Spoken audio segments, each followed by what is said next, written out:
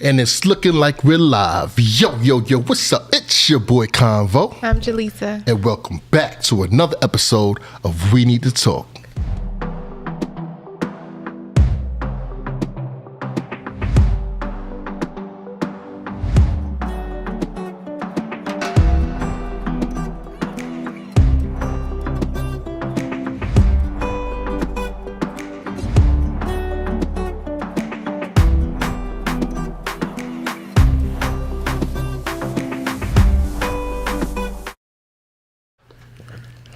Ladies and gentlemen, welcome back to the We Need to Talk podcast. And as always, to my left, we got my beautiful wife, Jaleesa, in the building. Give it up for her one time.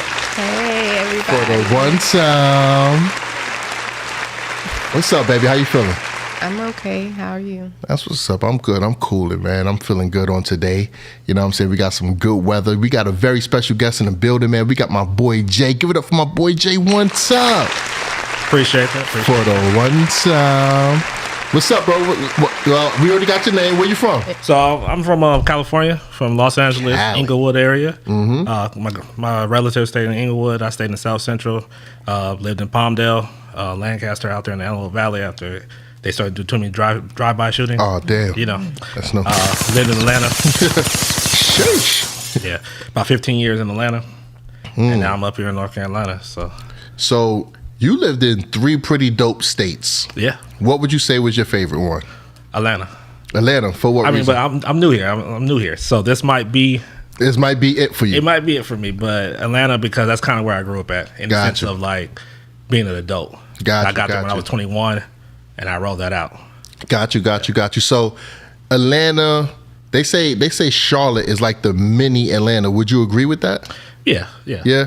I mean, I'm not gonna shit on Charlotte. Charlotte has its own, their own vibe, their own nuances to it. Yeah. So I don't want to just say it's a little Atlanta, but yeah. All right. So Charlotte is Charlotte. Let's not associate Charlotte with Atlanta. Let's give them their respect. Yeah. Facts. All right, bet. Say no more. So we're happy to have you on the show. Yeah. I want to let you guys know how I met my boy Jay right here, man. You know what I'm saying? We happen to attend the same barbershop. You guys met my barber Khalil a couple episodes back. Cool light-skinned guy with the dreads. I know light-skin and dreads don't really go together, but that's him. He's light-skinned with dreads. You know what I'm saying? Cool dude. And I'm in there, man. You know what I'm saying? About to get chopped up. My boy Jay was already in the chair. You know what I'm saying? Stoney was cutting him. Yeah, you know what I'm saying? Stoney, she's a monster with the clippers too. You know what I'm saying? So we just sitting down. You know what I'm saying? We all chopping up shit, just chatting. And then we started talking about music, I think, right, bro? Like, something about music. Some of the young boys was in there talking about, I think it was NBA Youngboy. Yeah. Was it NBA Youngboys, the new Tupac or something? Yeah. Some crazy shit like that. Yeah, wow. So we just started debating back and forth, and I'm listening to my boy Jay talking. I'm like, hold on.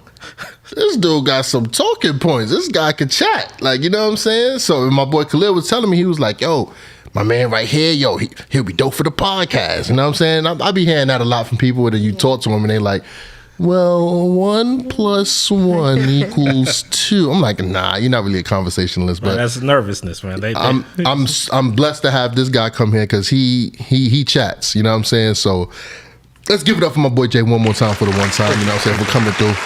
You know what I'm saying? And what's your relationship status, if you don't mind disclosing that? I'm in an open relationship with 2 beautiful women. Really? Yeah. Shout outs to you, bro. Yeah. Shout out to them. We should be talking about. Well, shout outs to them. Yeah, that's a fact. Shout outs to them. So how is that life like? It's cool. My girl Ash, she's in Atlanta DJing. Working that scene, doing really good, putting on shows. That's what's up. My girl Q, she's out here doing well, trying to make moves, promoting all that type of good stuff. Right. My biggest thing is splitting time and make sure they're taken care of. That's what's up, man. We got us. This guy's juggling a lot. You know what I'm saying? But hey, it is what it is. So do you like the lifestyle, or do you think it's a little overwhelming at times? It can be overwhelming, but it's also about the people. So it's kind of like, one, you got to keep it 100. You got to be honest about who you are. Right. What your energy is like. You got to kind of know what their energy is like and make sure you measure that time. That's what's up. Okay. Yeah. Hey, to each his own, man. I couldn't do it, bro. Could you be in You said a it's an open relationship. Is it open only to you? No, Are no. they- I mean, I don't like to put all their business out there, but no. But at this time, they don't really like to be labeled, but they've had relationships with women. Okay. So I like women, they like women. It works, and the big thing people are like, well, what about a man? I was like, hey, I'm not really comfortable with that. We got to have a conversation, right? But I asked them the same question: you want me sleeping with a man? And their answer was emphatically no. Right, there you go. So I told them, well, emphatically no. Right. There you go, man. Hey, man, shout out to y'all, man. Shout out to y'all for trying something new. Yeah. I'll holler at you in about 5 years. You know what I'm saying? See how things are going. You know what I'm saying? Yeah, no. If you need a therapy session, you know what I'm saying? I'll be here for you. You know, the relationships are dynamic, man. You just got to have those like conversations. That's what's up. Any kids, bro? No kids, man. No kids. Okay. Nah, see, if I had kids, it'd just be a wrap. So if you did have kids, would you have the open relationship thing going on as well? That would depend on the women because they might not, if they don't want kids still, and now I'm starting to want kids, that can be a deal breaker in any relationship. Gotcha. You know what I'm saying? So that's more something like, hey, she's pregnant, or Yeah. hey, I want to have a baby. Do you want to be, Because then if I open that bag up, now I got to have 2 kids. Right. That's a fact. Because you got to be fair, right? Got at least have the conversation. Yeah, that's a fact. Yo, bro, I mean, there's a lot of guys out here that think they can really handle that lifestyle. They can't. And can you just give something on it to let them know it's not as easy as what you think it is? So listen, it's not easy because you got to really think about the time that you have. First of all, you got to think about what do you want? What do you have to offer? Mm-hmm. So once you really figure out what you have to offer, that's really the big point. What do you have to offer? Compatibility, and then having that conversation. So when I've had the conversation in the past with people, it's like I've asked some women that I've had hella crushes on. Like we vibe in so many ways, but it's like, all right, you work a job, you going back for your master's, you got a child, so we vibing, but you want all this time from me, but you don't got time. Right? You working 40 hours, you doing another 20 hours of schooling, and you a great mom. So you really got about a day and a half from me out the week if I'm lucky. Right. So then, is that really fair for you to ask me to be monogamous, exclusive to you, and you don't really have that time right now? And so you start asking those real questions like that. Right. What do you need me for? Like, what do you am I doing am I doing my part? Right. And can you do your part? And then as a guy, if you ask that question, it's like, okay, well, can you handle 2 women? You got the stamina, or you got the work, pockets, you got the pockets, you got the time. time. Do you have these things to actually give to women? Right, and if you don't, then you shouldn't be trying to shoot like that. You know what I'm saying? You should be back up. Because you might not be able to handle 1 woman. Yeah. Like, you might just need to be a side dude. Yeah, 1 is enough for me, bro. I'm 1 and done, bro. Like, it's I can't imagine having like 2 wives or like 2 Jaleesas, bro. Like, I'm not saying that she's a handful, but she's definitely not a hand empty. But see, that's the thing. That's why you got to have those communication. And then Jaleesa, you would be the one really kind of saying, yo, I'm bringing her in. She's fine. She cute. We vibe together. She's on what we're on. Then that's a better relationship. Right. Or, the thing about open relationships or poly, whatever they want to call it nowadays, it's literally about what works for you as an individual. There's no set standard, but there are like rules, and you can still you can say, oh, I'm open, but your girl might want to know if you're talking to somebody. Right. You might have a girl who say, I don't want to know nothing, keep it clean. Right. You know what I'm saying? So you got to have those conversations. Right. And as much as we think we can do it, once you in it, you still gonna get jealous. You might, you still gonna feel a pinch. Like, where you at? Like, I really need him. Like, I needed you tonight. But you can't really feel that way though, right? Because of the circumstances. Yeah, now you can feel any way you want to feel. Feel it, but you gotta rationalize it. You have to accept the feeling. Like, okay, I feel this way. All right, why do I feel like okay, I'm kind of jealous? But this is what we set up. So then that's how you think it through before you just get on your phone like, I don't like this. Like, now you're a hypocrite. Nah, that's real, man. Shout out to y'all. Shout out to that. Does it make it easier that they live in 2 different places? I think what makes it easier is their personality types. Like, they're not exactly the same. Because I don't need the same person. Yeah. So they're different people. So and it's also about what they're trying to do in their life. Like so, Ash, she's DJing. Right. Like she's kicking butt. Right. So she's doing shows, and a lot of our conversation might be about the business. Like, all right, have you tried this? You want to try to get merchandising off the ground. Right. All right, she's focused on that. So, if it shifts, we might have a whole nother conversation. Yeah, we sure. might, and I think that even in regular relationships, if you're just one person, you should probably do check-ins, temperature checks. Like, yo, you good?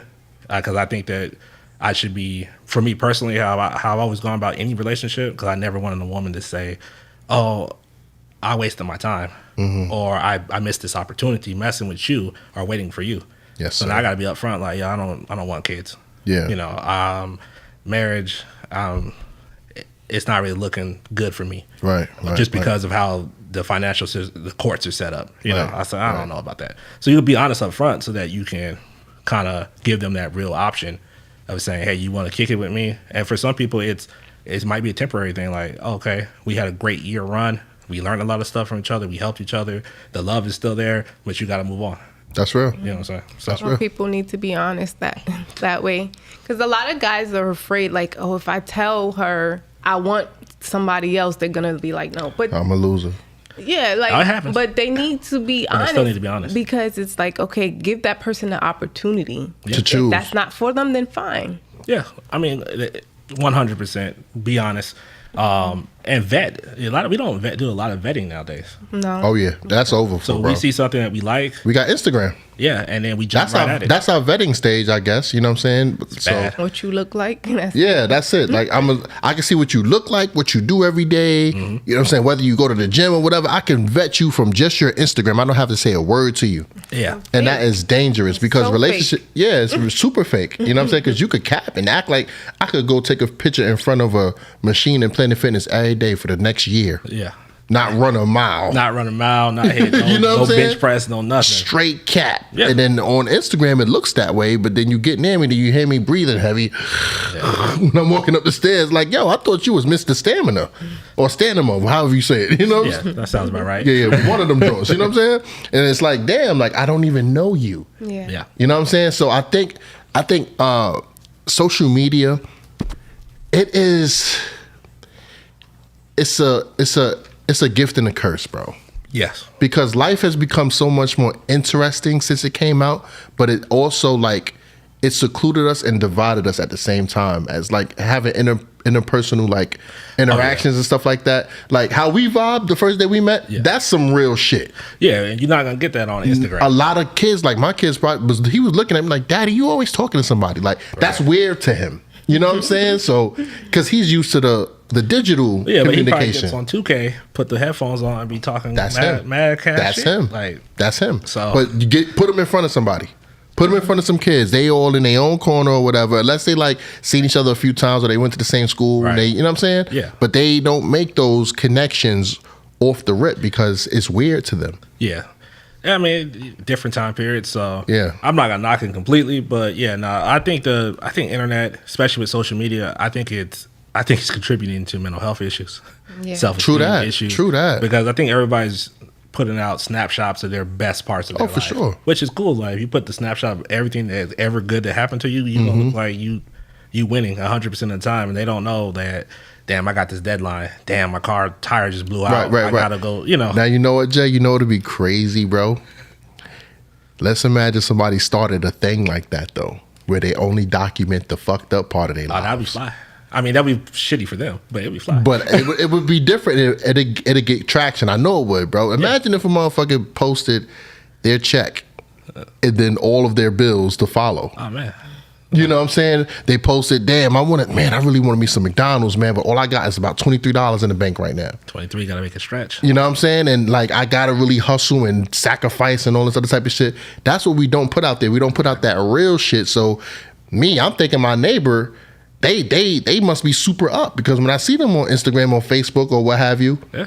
damn, it's always something nice. They got new Fly. clothes on and, you know what I'm saying, fresh this. The sun is just shining every single day. This is wild.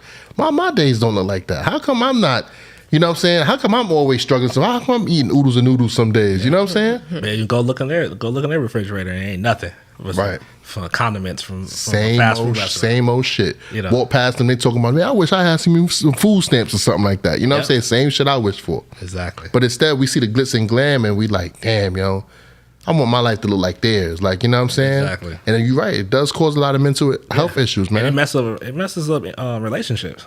Because if you're looking at somebody, and every time you see your homegirl, it seems like her dude taking her on a trip. Like, that's crazy. Like, you're gonna be like, well, why aren't you taking me on a trip? And it's like, we just went 3 months ago. Like, she go every week. Like, I don't think she's telling you everything. You know, I'm gonna add to that too, bro. I think that was a thing before social media, because I saw a movie. In the movie, I've seen this in real life as well.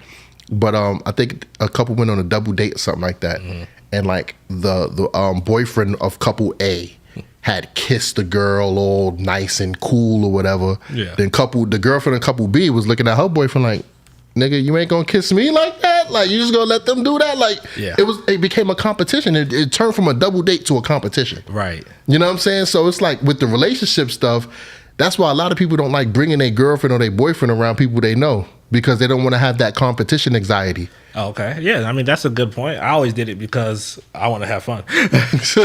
You a wild boy. Well, no. What I mean is like when I go to my kickbacks with my crew, I don't want to babysit you. I don't want to have to. Oh, I think I want to go home. Like, I'm here kicking it with my friends. So that's real. I'm just here to play spades. That's real. Yeah, that's real. You play spades, bro? I'll play spades. Oh, come on, man. You got to come through some more, man. Spades, Uno, come on. Whatever it is, like competition, I'm playing. Listen, man.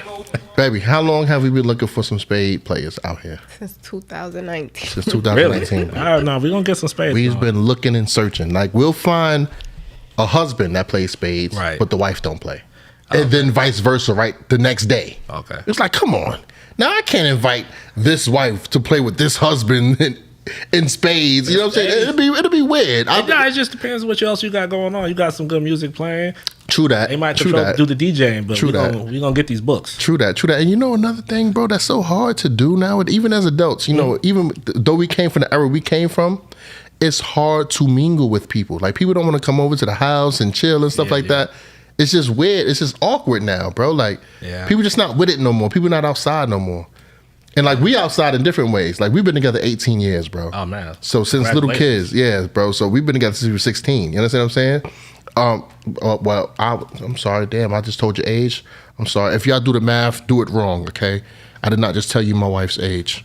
You saw that look she just gave me, right? Listen, black don't crack. She looking great, gorgeous. Give it up for her one time. For the one time. But we've been together for a long time, and when we were kids, man, like just meeting people and, you know what I'm saying, chilling with people, it was a lot more easier back then. Right. You know what I'm saying? And now that I find out we're adults and we're young, we're kind of young compared to a lot of people that's living in these houses over here. Oh, yeah. They look at us a little different, bro. Yeah. It is what it is. And a lot of times they don't want to associate themselves with us. It's bad because we really cool people, bro. We moved out here, we want to mingle and meet people and stuff like that and chill. But it's more difficult than what you think, man. And it's exhausting, bro. I mean, a lot of my friends in adulthood came from work. Like, keeping 100, like some of my closest ride and dies, it came from work because that was like the foundation. Like, it was, hey, you work, I work. Right. You pay bills, I pay bills. Right. Let's start with some simple stuff like, oh, you like that too? Okay, I like that too. That's real. You know, and like I got a homegirl, love her to death. That's like, I think we might be related back in the Jamaican heritage. But we do kickbacks at her house. But she like to go out. And I'm like, yo, call me at your last stop. You didn't hop 3 clubs, went to a hookah bar. Call me when you hit the Waffle House or somewhere to eat. Real. To eat. And then I'll come out and hang out with y'all. That's real. I can't do all the jumping around. That's real. You just got to know your limitation. That's real. You know. Let me ask a high school question to you guys right now. Okay. If you could have any superpower in the world, what would it be and why? Or do you want to go second on this? You want some time to think about it? I have to pick one. Shoot. Pick up to 2. Yeah, pick up all to right. 2. I would want to be able to read minds and be invisible. Damn, read minds. Why read minds? Because I want to know your true intentions. Just everyone in the world's true intentions? Yeah. You don't think that could be a little overwhelming? That don't mean you gotta have it all at once. Like, Or you could just pick and choose. Like, I want to know that person's true intentions. Zoom. nah, and just like, if I have no dealings with you, I don't care what's on your mind. got you. Oh, okay. It's just people that you know and love type shit. Not even that I know. People at work and stuff like that. Okay, got you. So Like, who's ever around me, I want to know if your intentions are bad or good. okay, that makes sense. That makes sense. And if it's bad, then I'll stay away from you. So what's the invisible? What's the cloaking about? The invisible. Yeah, that's what. Because I want to be able to see things that I'm thinking about. Like, I don't know, see things and not be seen. Oh, you an investigator. Yeah. She's a PI, bro. PI, voyeurism. So you trying to be invisible in somebody's house and read their mind. And that is wild. You want to sit at the table with them and just be looking at them. Like, man, that's what you thinking? Right? Like that baby's a PI. Bro. Sometimes I just don't want. I don't want to be seen. You want to be behind the scenes type joint? Yeah, I just don't want to be seen. I ain't mad at that. What about you, bro? What's the superpower you have and why? So since you gave me two, that's going to be a little bit more difficult. My first one is always between teleportation and super speed. Teleportation and super speed. Okay. It goes between those two. If I pick one, I don't need the other one. Got you. I just like I want to be able to just be where you want at snap of the finger. Just okay. bam. So some instant transmission type joint. Oh yeah, DBZ. Okay. And what's another one? That's you caught the DBZ, right? Yeah, I got you. For sure. Shout out to my boy. I'm going with When you get there, what the fuck you want to do? Nah, I just need regeneration. Rejuvenation? Yeah, I want immortality, but I gotta pick my immortality. It can't be no Wishmaster crap. Like so I need some Wolverine healing. I need some factor that's gonna keep me alive. I want to enjoy my life. So, rejuvenation, immortality. So you want to be here forever? Oh man, I mean, yeah, or at least I want to be able to end my life when I want to. So like, yeah, because you got to think like I ain't been everywhere in the world, right? So I can teleport or speed them across. You can do that in a day, bro. That's what. Nah. But you got to enjoy you want to spend some time. Listen, I got you. So the thing is, when you talk about superpowers, like, see, I don't believe that anybody would be a good superhero. Okay. I don't think that's possible. Okay. You get a superpower, you gonna get money, so that you can live a good life. Facts. Not because you're a criminal, but because you're gonna go live a good life. Yep. But once I live this good life, like now I get to. We restrict ourselves a lot. Like we try to keep it 100 with it, we try to be our best selves, but everybody has to code switch, right? You go to work, you got to go do your work, code switch. You out with your boys, you get to kind of, all right, this is how I get to be with my boy.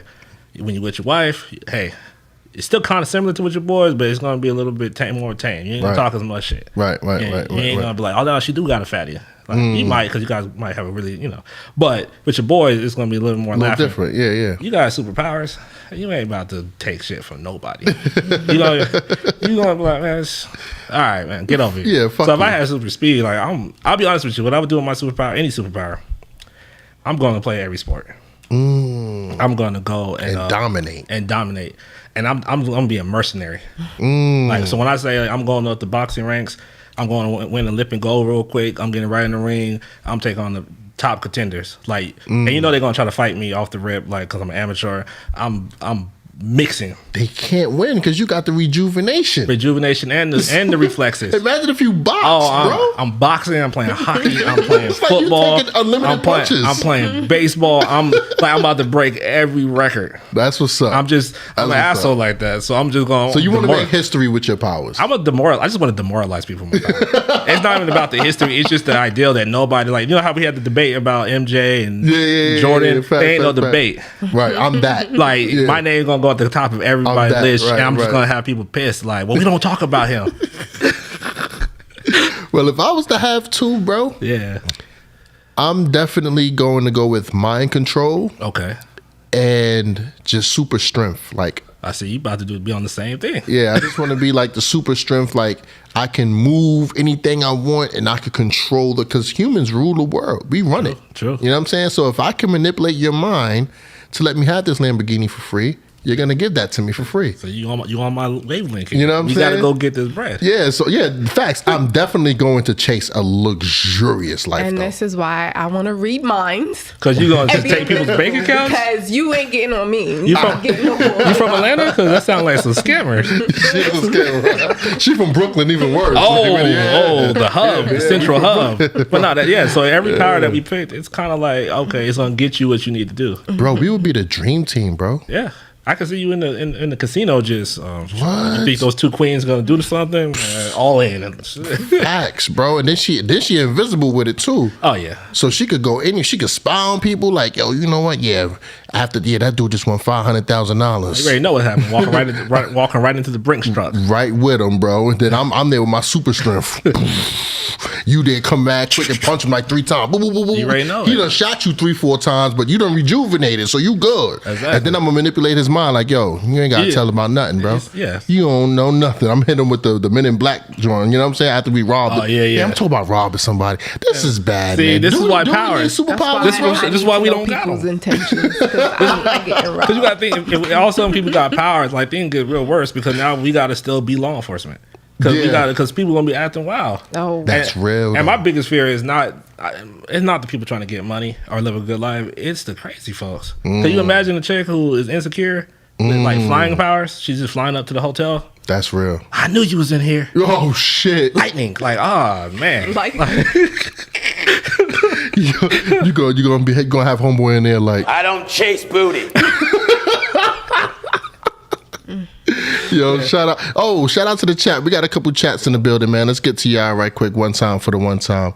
We got who that we got in the building. We got Private Riley in the building. You could be anybody you want to be on social media. It's all a facade. A lot of your rappers and IG models are broke in real life. Shout out to you. Yep. One time for the one time. That is a fact. 100% facts. And I knew that was true when Bow Wow started acting stupid. And he got money. Like, but he just doesn't have as much as he portrays to have. Like, right. when he did the whole acting like he was on his own private jet, the nigga was flying coach, bro. He said he didn't know that. Yeah. I was like, come on, Bow Wizzle. I got one for you, man. We my homeboy, that's my brother, a photographer, right? Mm-hmm. So a couple ladies, they fly out, they stay at our spot in Atlanta. I gotta go to work. Like, I got a job. I see her on what was popping right there, Snapchat. Mm-hmm. I see her Snapchats. She on there flexing. I mean flexing. Got the bottles of Ciroc, got the bottles of this.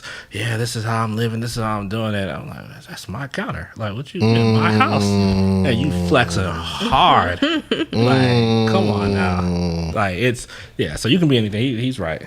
That's a fact. But yo, let's segue into the topic. Y'all ready for that? Yeah. You know what I'm saying? So for everybody that's watching, thank you for tuning in. First of all, one time for the one time.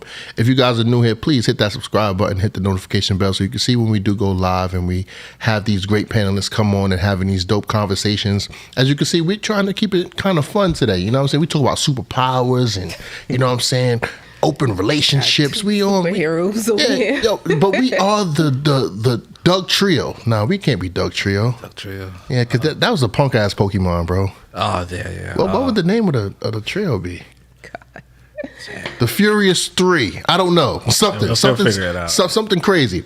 But we're gonna get into today's topic, and today's topic is gonna be: is your new boo invited to like your family functions? For instance, guys, let's say me and my beautiful wife somehow, some way, by the strike of the devil, divorced, right? I move on. I get married, right? I have 3 beautiful children with this woman, right? Thanksgiving is right around the corner, guys. She invites me over to her house with my kids, right? For Thanksgiving dinner. But I want to bring my new wife over. Like, yo, I'm married. You know what I'm saying? Like, it's my lady. I want her to come through. I don't want her feeling no type of weird way when I'm around you, because we know you still sexy, even though we you know what I'm saying, you still you know what I'm saying? And I still got all my memories with you. So I want to bring Shorty with me. But Jaleesa won't let me bring my new wife with me, man. She like, nah, hell no, you ain't bringing her over here. These are our kids. This is my house. I don't need you bringing your new thing over here. How would you like it if I brung my new boo over to your house? You know what I'm saying? That's the type of time Jaleesa on. So my question to the panel is it right for a baby mama or a baby daddy to bring their new spouse around their kids and their ex-wife or ex-husband? Is it right? Yeah. It's okay? I think it's fine. So in that scenario I just gave, you would support me bringing my new woman over to your house for Thanksgiving with our kids? If we broke up and then you got with her. Okay. So you're situational. Okay. So you're saying that if she's the reason for the breakup, then hell no. No. Talk your shit, baby. Talk your shit. I mean, I don't disagree with it. I think it's situational. Okay. But since Elisa said that it's okay, I'm gonna play the other side. Okay. Right. Do that. So now, I'm trying to get. All right, it doesn't matter. So if I'm getting invited over to my ex's house because we have a child together, and my new girl can't come. Right. That's going to be situational. Right. Because now the problem comes, are you trying to rekindle something? So now I might not be able to come anyway because my new girl might be like, well, why can't I come? Right. That's suspicious. Right. What, y'all trying to rekindle something? Why? What you hiding? Why can't I come around? So that could be a problem. So I would have to be like, hey, she's going to have to be able to come. We don't have to stay in the house. We can get a hotel in the city. But if we're just doing this for the children, then it's for the children. It's not about us. True. Now, if there's still something about us, then that's a whole nother conversation. True. So what if like what Jaleesa said, which is very interesting, what if she was the reason why you guys broke up? Do you even bring her around at all? Because it's smoke. She should already know. It's smoke. She should already know that. Like, come on. The problem, got me stuttering on here. The problem with it though is this: if you now you married her though, you can't. This is my wife, so we come as a package deal, and just like he has to tell his new wife, we a package deal because no matter what, this is the mother of my children. So at some point, y'all gonna have to be adults. Yeah. Like now, what that point is, I don't know. Right. I don't think I'm gonna be able to be adult in that situation, bro. If I divorced Jaleesa because she cheated on me with some guy, right, and she marries that guy, bro, she not coming to the house anyway. Though. She I'm not inviting you. Bro, I could never see that nigga though. Facts, as a man, you never invite her. Wait. I could never see that. But why are you nigga. mad at the dude? He didn't do nothing wrong. But I still can never see the nigga though.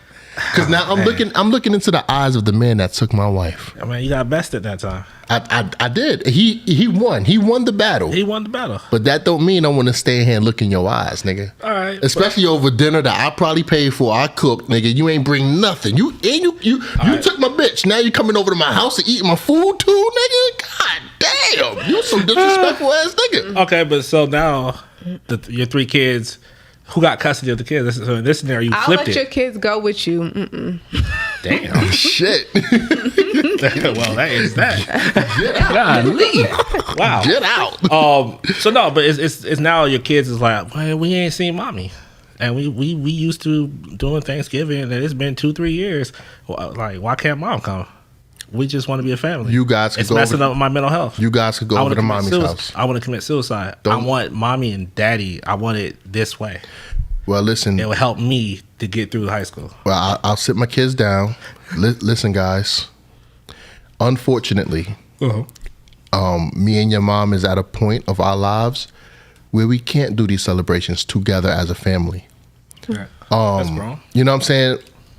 I'm sorry that it hurts you. It hurts me even more to see that you're hurt. Right. But I can't do this. Your mom can't do this. It's just not healthy. What if the guy takes you to the side like, listen, man, I didn't know about you. I didn't know. I apologize. Like, we at where we at now. I love her though. You know, I want her to be able to be there in the kid's life. If I had known, I would never have even overstepped. Like, I didn't know. That's really you. That's really just between deep. You and my trifling wife and your trifling ex-wife. Why are you with that trifling wife? Right. So because she popped up with a baby with me. And you know, wow, that's crazy. She was saying, you know what's wild is I wouldn't even try to throw salt on her game. Like, yo, you know, if she did it to me, she could probably do it to you. You know, right, homie? Yeah, we're not trying to dirty. I ain't even gonna throw dirt on her name. If he came to me humble like that, yeah, I think I kind of would the way I would react is if when he came to me like that. Like, did you come to me post divorce, or did you come to me like while, you know what I'm saying, we're together or something like that? And when I found out, well, don't come to me man to man while I'm still with my wife. Like, come on. But I'm kind of saying more of like, because it's kind of a little off topic, but it's similar, right? In the sense of like, I've seen people get divorced or break up. Usually the woman gets the children, right? And she ain't letting them get to see them children. Yeah. She dogging them. In the courts, right? Play her. It's hard. And then when she get a new boyfriend or the new dude, he be like, "What you mean you ain't letting him see your kids?" And now oh no, it's not like that. Like, what is it like? Like, is it abusive? Nah. I mean, does he want to be in his kid's life? Well, yeah. I've seen it where the new guy is actually an advocate for baby daddy. Like, let him see his kids. Yeah.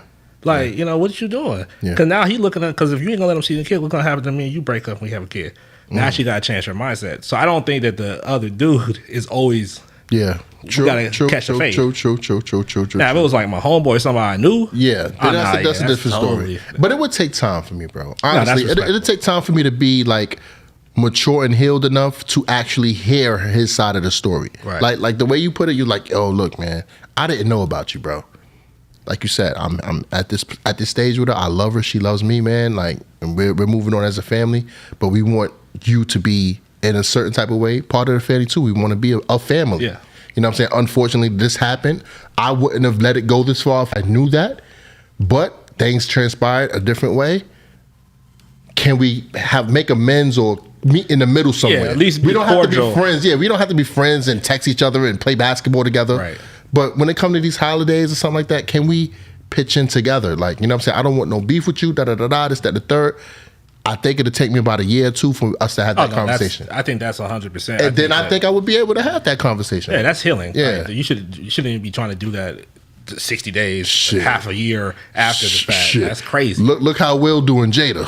Oh, man. She's smacking my man left every week is something new. So I can't stand Jada because I think it's a character flaw in how she moving, right? But if you allowing that to happen, that's on you. So accountability on Will Smith? Accountability on both of them. Because it's mad disrespectful from my point of view, right? But why you hate this dude like this, right? So could he have done something, right? Is he afraid of something coming out that she got over his head? I think that's what it is, baby. Or did they both compromise? Like he said he needed, because he left his first woman. I don't know, was he married to his first one? Nah, I don't think they was married. But he left her for him. He didn't ever want to get divorced. That was his deal breaker. She wanted to have an open relationship or be, free. Yeah, that was her thing. So they both kind of just, maybe he ain't letting her out the marriage. That's my deal breaker. We're not doing that. And that she's like, okay. I'm gonna do me like I was out the marriage. Exactly. And bro, that's probably a conversation deadass that they had. Yeah. Baby, they probably had that conversation like, yo, look, you don't want me? All right, fine. I'm gonna be your wife. But I'm gonna have a couple situationships. And I think that was a real conversation. I also think that they had the conversation of this is how we handle it. And I think really the big problem that I think we all have with Jada, right, is that you ain't keeping your house clean. You got August Alsina coming out dropping the whole album. Like I've heard rumors that Will might have been messing with Margaret Robbie or Eva Mendes or a whole bunch of these chicks. You don't hear them. You don't see them dropping novels. But that's the double standard, though. But that kind of benefits Will Smith, though, in a way. Not if she's the one who asked them. See, like it's just like let's pull back. So we talked about open relationship. A lot of dudes. I'm talking about the dudes. Oh man, I want to have an open relationship. Why? It's not really good for you. You know why? The ugliest chick, the most busted chick, can get more dick than you can get. Yeah, that's a fact.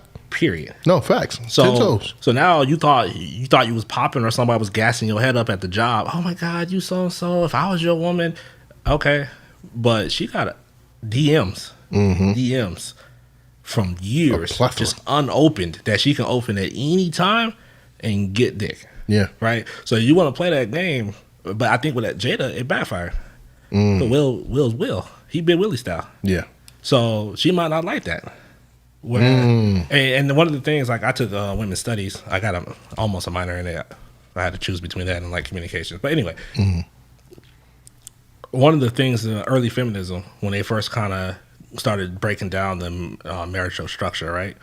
They the women was like, oh no, we want to be like the men. We want to have sexual freedom. Y'all trying to hold us back, right? And what they found out was the dudes that you liked that we was all cool with, just because y'all chose to be open, right, with your and promiscuous and whatever you want to call it, right?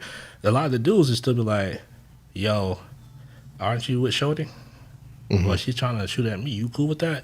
So guys would still go talk to the guys and get permission with that. And the women were mad, like, what? But like, women do that shit all the time. They do? Like things like not to that subject, but let a man cheat on his woman and the woman sees. She's going to the girlfriend like, yo, guess what I saw your man doing? Yeah. They don't even have to be friends. They will girl code naturally. Yeah. But see, that's man. Maybe you can speak to this. Do you know what's girl code? Because I've heard girl code. Keep it a band too, and baby. Guys got a different type of code. Keep it 100. That's a hard one because some of them aren't nice.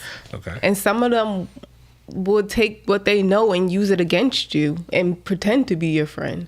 And it's not no real girl code. But then some of them are like, oh, you married? Nah. It just depends on the girl.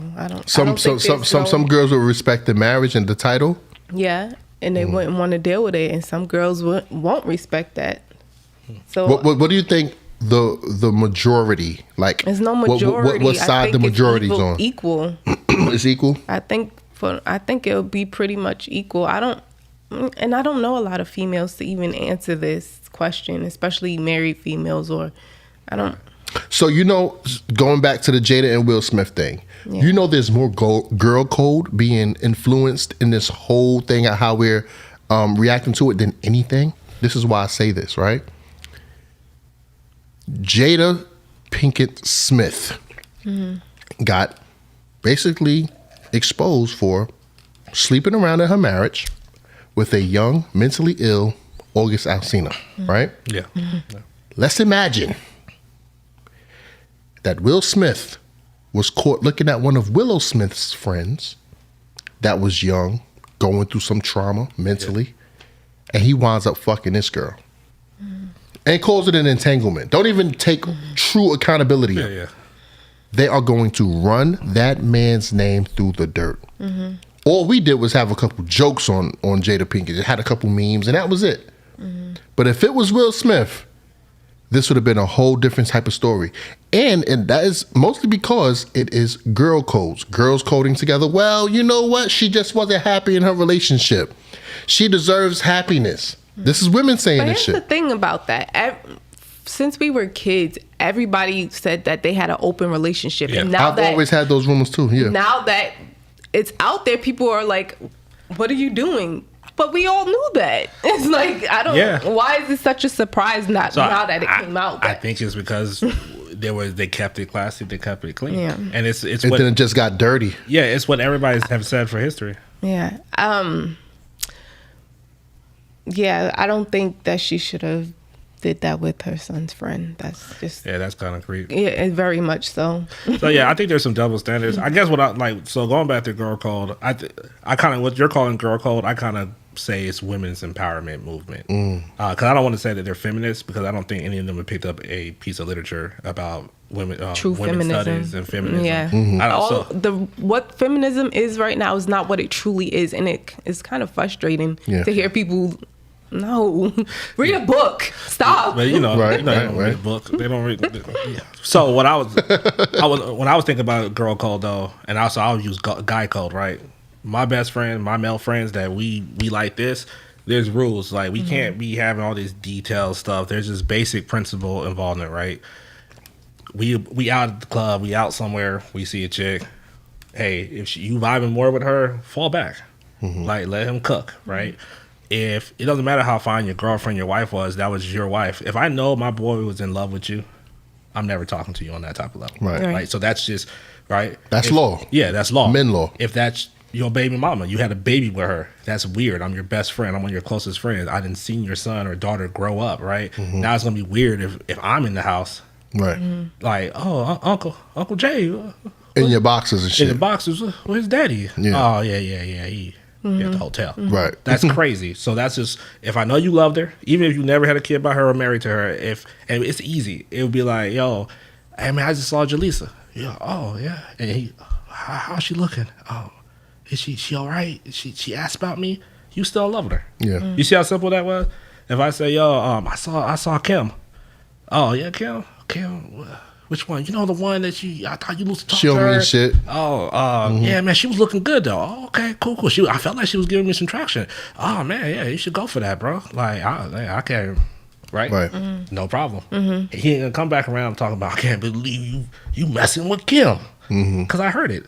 So we don't have to lie to each other, and it's basic. That's it. Right.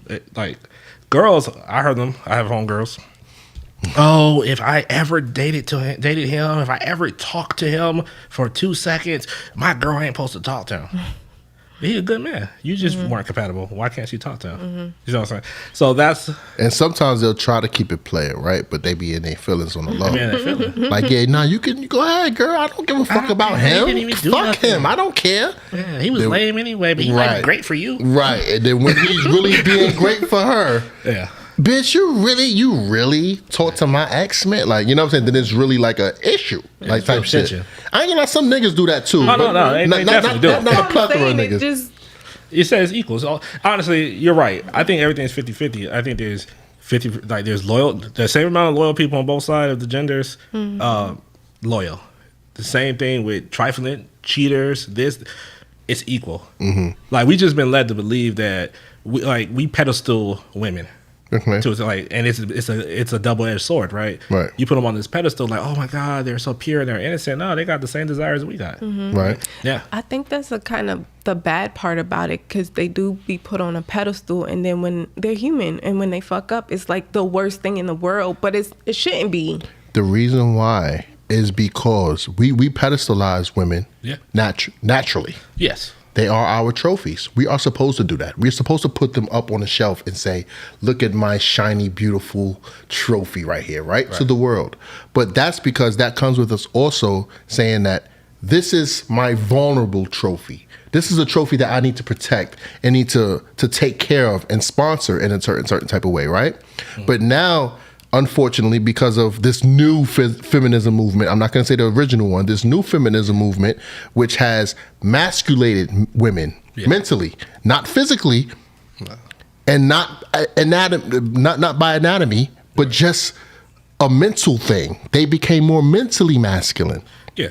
Right? So now we have this trophy that says, motherfucker, don't polish me, I'll polish myself. Yeah. I'll put myself up on this mantle. You don't do nothing for me. As a man, you sit back and you watch me do everything that you were supposed to do for me. So now I can't even look at this trophy as precious. Right. This trophy is made of rock. It's no longer gold. Yeah. You understand what I'm saying? So we pedestalize our women because we're supposed to know that they're vulnerable and we're supposed to protect them. Yeah. But mentally now, they feel like they don't need to be protected until a man punched them in the face. And then they call a male cop to come save them. They do that. But conversely, we were supposed to be pedestal. We were supposed to be put on a pedestal too. Like, You think so? Men's supposed to be 100%. celebrated? I'm going to tell you why. Okay. Right? Let's hear it. One, we live in a modern era in which everything is easy for everybody. Like, we don't have to go hunt food. We don't got to go fishing. We don't got to put traps up. We ain't got to plow the earth, right? True. So back in the day, everybody knew exactly what you brought to the table. We know that the reason why I'm plowing the field is just because I can get it done quicker because I have upper body mass, right? Mm-hmm. What she's going to do, she's churning butter, she's picking the eggs up, she's making all the clothes, she's doing all this other stuff that if we don't have that stuff done, she's jarring she's pickling, she's jerking, like everything. We're just dividing it up to make it the most efficient, right? And that's how we even got gender roles, really. Like, what's the most efficient? If you're pregnant, you can't be out here trying to chase down no game, no big game. We need you back at the camp. Right. And you can do everything at the camp that's going to keep us surviving because we might not catch nothing today. True that. So we still need this food made and we got to make it go on. As we go forward, right, we went into cities, right, factories. Mm-hmm. We didn't need to have those big families no more. It shrunk down. Right, just to the immediate family. Now we don't even have factories, right? So the only thing we are consumers. They don't need us to be together to be consumers. That's right. So the reason why I say pedestal, though, is because when you do something that I don't want to do, I'm not good at, or frustrates me, I'm happy. Oh, thank you. You did that for me. And it's the same thing. Like, hey, I couldn't go out there and hunt down this gazelle, right? Or this buffalo. Cool. Now you didn't brought this home. I know I'm gonna survive. I'm so thankful that you brought this food in. Oh, some other people are coming to try to come into our town, our tribe, our city, right? And try to take care. Oh my God, you're gonna go out there and be the first person to go fight and protect us. I was afraid, like, the woman's like, I was afraid. Some women ain't afraid, but you get what I'm saying? Like there it's appreciation. So you should put that on the pedestal, just like I'm gonna put on the pedestal what you can do that I can't do. I can't give birth to a child. I can't carry the baby, right? So I can't do that. Like there's certain traits that women have that I just can't do, or it's not in me to do, or I'm bad at, or I just don't want to do it. Right. Why should I not validate you and say, oh my God, you're so amazing? For being a woman, though. By being a woman, but anything that you do, it's because it's still, in modern relationships, it's about, so let's say this, like let's say you hate washing dishes. You hate it with a passion, right? And let's say that you allergic to grass. You really don't like cutting the grass. To the outside world, they're like, oh my God, you on the lawnmower cutting grass. They don't know that you in here taking care of chores that she hates. Like she hates washing them dishes. She hates folding them clothes. She's like, oh, you gonna do that, baby? Oh, I love you for that because I've hated it. It's the worst thing in the world. Right. You see how amazing you are to her now? I get it. Because you're taking something that off her plate that she don't want to do, she hates to do. So both people should be on that level. And what happens is if you guys aren't both doing that to each other, to me now we got an imbalance in the relationship. Yeah, I'd say people I like that. make these gender roles, but it shouldn't be a gender role. It's whatever works for that family or that couple or whatever unit you have. If you can do one thing, okay, fine, I'll do this. And it might be looked at as a woman's role, but it shouldn't be a woman's role. It's a role that you play and to help out the unit.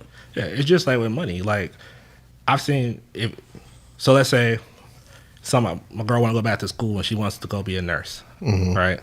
And she's been like, oh, I'm gonna be a nurse practitioner. Well, by the time she gets done with school, she's gonna be clearing about $180,000-$200,000 a year. But if she needs me to pay the way until she gets that done, right? Then I'm provider. I'm taking care of everything, right? But 5 years later, she taking care of it. Yeah, she makes the most money. So why do I don't feel no type of way. I'm happy. Right. I didn't want to be a nurse. Right. I didn't want to be a doctor. Right. I'm cool with what I'm doing. I'm cool making my whatever I make. Right. And it got us to this point. Now you want to take us further? Cool. I participated in that. But what happens when she does make that $180,000 to $200,000 a year, and you're making your whatever you're making, which is let's imagine that it's substantially lower than what she's bringing in. Yeah. What happens when she no longer finds you valuable because you can't provide to either her standard or more? Because women are known to be hypergamous creatures. Yep. Yeah, but that's a character flaw, and that's why I said at the beginning you have to have a vet, right? Because she should understand that I would not have made. Yes, I could have did this on my own. We're not taking away what you did, right? But would it have been as smooth? Right? Would it have been like when I'm mentally breaking down because I got to take this test, I got to do clinicals, I got to do all this type of stuff. My dude was there. I didn't have to worry about roof over my head. I didn't have to worry about dinner. He cooked that whole time. If we have kids, he was getting up earlier so that I can get my goal accomplished. So it's just like sports. If you go win a championship, right? You praise the coach too, right? True. The coach got a ring too, and everybody on the team gets a ring. The trainers, everybody, because we couldn't do none of this without the full team. Right. So now if you get up and you just like, yeah, I did this. I'm the champ. I brought this home. Did you score all the points? That's crazy. So now that's a character flaw more than that. That's more you buying into media and, oh, well, I'm the bread. I got to make more money. That automatically makes me the breadwinner. I can make nothing, right? I can meet you. You can be a millionaire. Not know what you do with your money. Right. I'm working at a grocery store or something, right? And I say, oh, well, yeah, I'm pretty good with finances. I took this, and this. I'm just, trying to figure it out. I'm trying to get a job in finance. I got a degree in it. And then you come, okay, well, what can you? I'm gonna give you this. I'm gonna give you $20,000 to see what I flip it, or I get you up to $100,000 a year. Oh, okay. Well, let's get together. Let's make something happen. My brain and my knowledge, that's leadership, right? The money you make ain't leadership. True. And I'll just tell you straight out, most especially we use nurses. My mom's a nurse, and one of the things that orientations that they listen to say is that, hey, just because you're making this money, you have to budget the money. It don't make no. It don't matter if you make $200,000 and you spend $220,000 a year. You actually a liability to me. Right. I can go get with the chick who made $30,000 and spend 10 and spends 10 and says, "Hey, what should I do with it? How can I contribute to the household?" And I say, "Okay, contribute this much to the household, put this much in savings, the rest of it, do what you want with it." And if she listens to me, we're gonna probably have better vacations. We're gonna have less stress because we're not gonna be worried about like, babe, why can't we go on this trip? Oh my God, my credit card is maxed. Well, just pay. You make $200,000 a year. Well, because I just bought the brand new Benz. But that Benz $750 plus $500 for insurance. Like you're just hemorrhaging money. So the money thing, people get caught up in it. It's about How you spend it. And if my girl's better at money than me, here, babe, take this money and make it happen. If I'm better with the money, I'm gonna handle the money. If we're both equally decent at it, we're gonna come together and say, what's the plan? If we both crap at it, maybe we should go to a financial advisor. Right. Like we're gonna maximize what you're good at. Right. So, as I love to do on this show, I love to learn on this show. I love to hear people's perspectives and how they articulate their perspective. Right. And what I learned today, ladies and gentlemen, is a nice term that I just heard from my wife and my boy Jay: character flaws. Let's take the narrative away from, especially black women, that once they get the bag, they get the attitude and they just kick the man to the curb and that's just a fucked up individual. Yes. You understand what I'm saying? That before. So it's not all of them, and I would like to say it's not most of them. My wife isn't one of them. My wife makes very good money. You understand what I'm saying? And I'm still here. And she still looks at me as Big Daddy. You understand what I'm saying? So Yeah. I am the representation of it. You know what I'm saying? So, guys, this is what I always preach to you guys. You know, my median men out there, holla at me, leave a comment, leave a like. My median men, my boy Jay just said it. It don't matter about the tangible that you bring. You can be valuable to your household, to your family, to your community without spending a dollar. Yep. If you have guidance, you could provide protection, you could provide wisdom, you could teach, you can do all of these other things. You know what I'm saying? Except for like buy fucking Hummers and fucking big ass mansions for your family. Right. But you do all these other things. You are now a valuable man. We are median people. Most of society are median people. Yeah. Only the elite people are elite. And that's a very small percentage of people. So we don't talk about those guys up at the top. You hear all these podcasts say, oh, we like to speak in general. Well, in general, most of us are median people. Yeah. The generality is the most. You understand what I'm saying? We're mostly median people. So we are, us three here, and most people that come on this show are median people. Stop taking advice from people that don't live their advice. You got all of these podcasts coming out here talking about this is how you get a successful relationship. And all of these niggas are single. None of these niggas are married. None of these niggas had a relationship more than 2 years ever in their life. Or even wants to be in one. I am an advocate for family.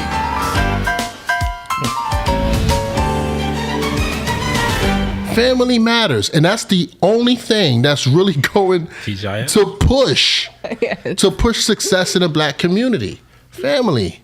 Without it, what the fuck you got? Some friends? Well, listen, friends are good too. But friends are good too, but you need that family. Backbone. Well, we need the family. We need. I think we got to look at. I think you're making good points. If we want to move forward, right? Right. If you don't want to be married, we shouldn't shame you for that. No, cool, not at all. Figure out what do you want to do, and we all should be kind of helping her to do what you want to do. You know what I'm saying? Marriage to me, I think is excellent. Like people always ask me, "Are you anti-marriage?" No, I go to weddings all the time. Nice. I think that marriage was designed for raising children, combining incomes, wealth, to create wealth, right? For sure. And it's for alliances, right? Political, family alliances. That's the main thing. Everybody's like, what about love? And it's like, real love, because most people, what people think is love is kind of lust. It's infatuation. It's these other things, it's great. You want your partner to like you and find you attractive. You want that. Right. But Real love is going to grow when you say, damn, man, I lost my job. And my wife came up to me and said, cool, I got it. Do what you got to do. Matter of fact, didn't you want to go to law school? Or, hey, matter of fact, didn't you want to start a trucking business? Man, I got you. You're a great chef. Don't you want to get that food truck right now? Why don't you work on that right now, and I'll handle this? Oh, crap. Not only are you supporting me, not only are you lifting me up, but you remember what my dream and goals was, too, that I might have put to the side to make sure this family is good. So that's why it ebbs and flows. That's real. So the family part is good, but you need friendship, because if you say you guys are having a bad time, you should be able to call me up and say, man, am I tripping? Or, man, I'm going through this, and be able to talk and have somebody who could be like, well, you know she loves you. Right. What is she saying? Right. Ask these questions. Now, how are you feeling about the situation? And that's what your community's for. That's what those friends are for. That's and real. It's also another way, like if you have a great business idea and you're like, man, I need $100,000. I got 10. You got 9 good friends who they believe in you. All right, man. Well, I'm gonna try to come up with the other 10. Now imagine I have another 10 friends or another 9 friends. Then I say, yo, I got a good business idea. Yo, each of y'all give me 1,000. We're gonna put in 10,000 to this great idea. So we can use our friendships to build the community, one great idea after another, and buy into the community. Now we're all vested in your business. You know what I'm saying? And then now when the next business comes, you're like, well, I'm up. I've been doing good for 2-3 years. My business is booming. Okay, cool. What you think about this? Let's look at the business plan. Okay, cool. I'm going to invest in this. And we can get those same investment buyers just off the strength of our friendship. I don't know your 9 other friends, maybe. You don't know my other 9 friends, but they trust me. They trust you. We have a good idea. We put it together. Let me ask you guys this question. I love those points. Fire. It sounds great, but I think you're speaking ideally. I'm speaking ideally, but the thing is contracts are the best thing in the world. yeah. Pay the money for the contract. Just like they say you can't do business with family. That's a lie. Write a contract. When you do an LLC, everybody name on it. Like you set up the rules, you set up the buyouts, you sign it. So we don't even have to talk about this no more. Right. The contract's there. It's in black and white. Let's get it done. You know what I'm saying?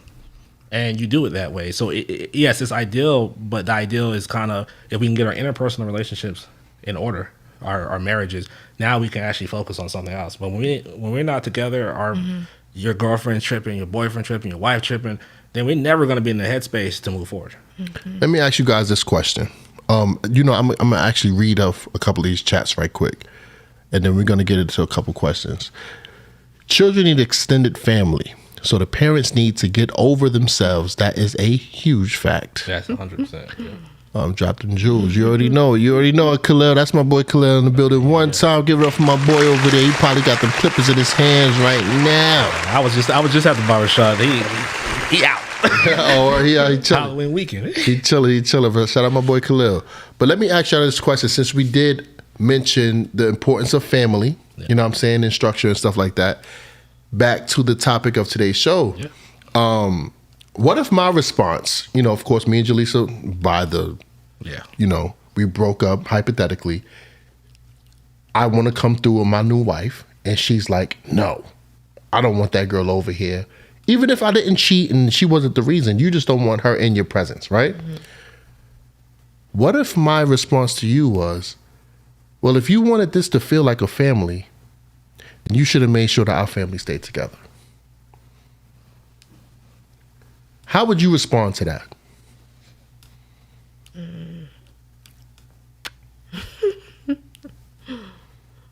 Because we all know this stat that's going around, you know what I'm saying, women, they conduct 80% of divorces in America. So 9 times out of 10, you probably divorced me. You know what I'm saying? So what if my response was, if you want this to feel like family, you shouldn't have broke this family up? That's a hard. Why did it break up? I can't just.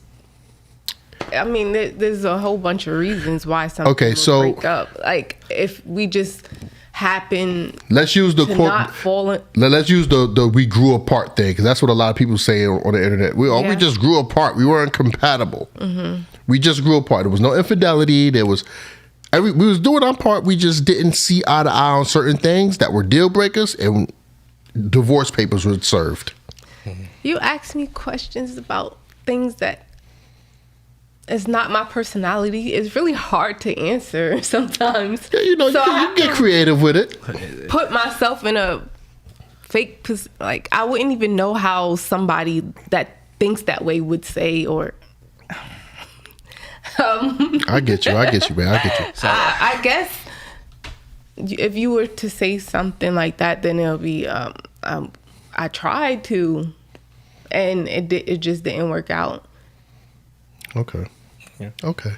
I'll let you rest with it, man. Yeah, You put a pressure over there, man. Come on, now. I would have done it. It's a cool scenario because, you know, we in the holidays, you know what I'm saying? You know, Halloween about to come, you know, Thanksgiving gonna follow through, and then Christmas is right there. And let's there's reverse people it, though. going through it. But So it's hard to, like, you're asking me to think like a sociopath. Like, I can't put myself in that. I got you, baby. I got She you, said baby. she ain't I'm crazy. sorry, She ain't Mama. leaving I you. got you, baby. I'm sorry. She said she ain't leaving. She can't even think about it. She can't even think about it. That's not, she's not like that. That's not her fault. She's like, why you asking me these crazy questions? I'm sorry, Mom. It's my bad. But let's reverse it. Go ahead. What you had to say about Well, I was going to ask you, but I would have to be honest and say, oh, it was on me. You see what I'm saying? Like, if I'm the cause of it, if you initiated the divorce. Yeah. Okay. Yeah, I'm the cause of it. Like, so, yeah, you're right. I wanted it to be a family, so I do have to accept this. Like, this is the new dynamic. I mean, I would rewind it, though, and say, if it was for what everybody claims it is, oh, we grew apart and there's no infidelity, why can't you just grow apart and then come back together? Come back together how, though? So let's say, because what's the reasons that these people are saying that they wanted to, there's no infidelity. All right. So the wife or the That's husband why I has can't see why I would not let you come. I don't. Because, come on, guys, we're human. No, you know no, what I'm saying? We all been in love before, right?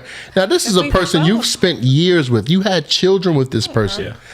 Those feelings, unless they did something traumatic to you, those feelings ain't going away, bro. Okay, You're exactly. gonna have some type of love So for them. then- You're gonna have some jealousy there. Instead of getting this divorce, right? This is before we even get to the divorce process.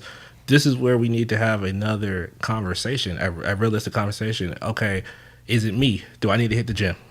Let's just go with that. Do I need to go hit the gym, work out so that you can be back? Do I need to? What growth or where are you at? Where are you trying to go that I can't be assistant to you? That I can't ride the ride with you? Like, what is it that is causing you that you feel like you need to leave? You know what I'm saying?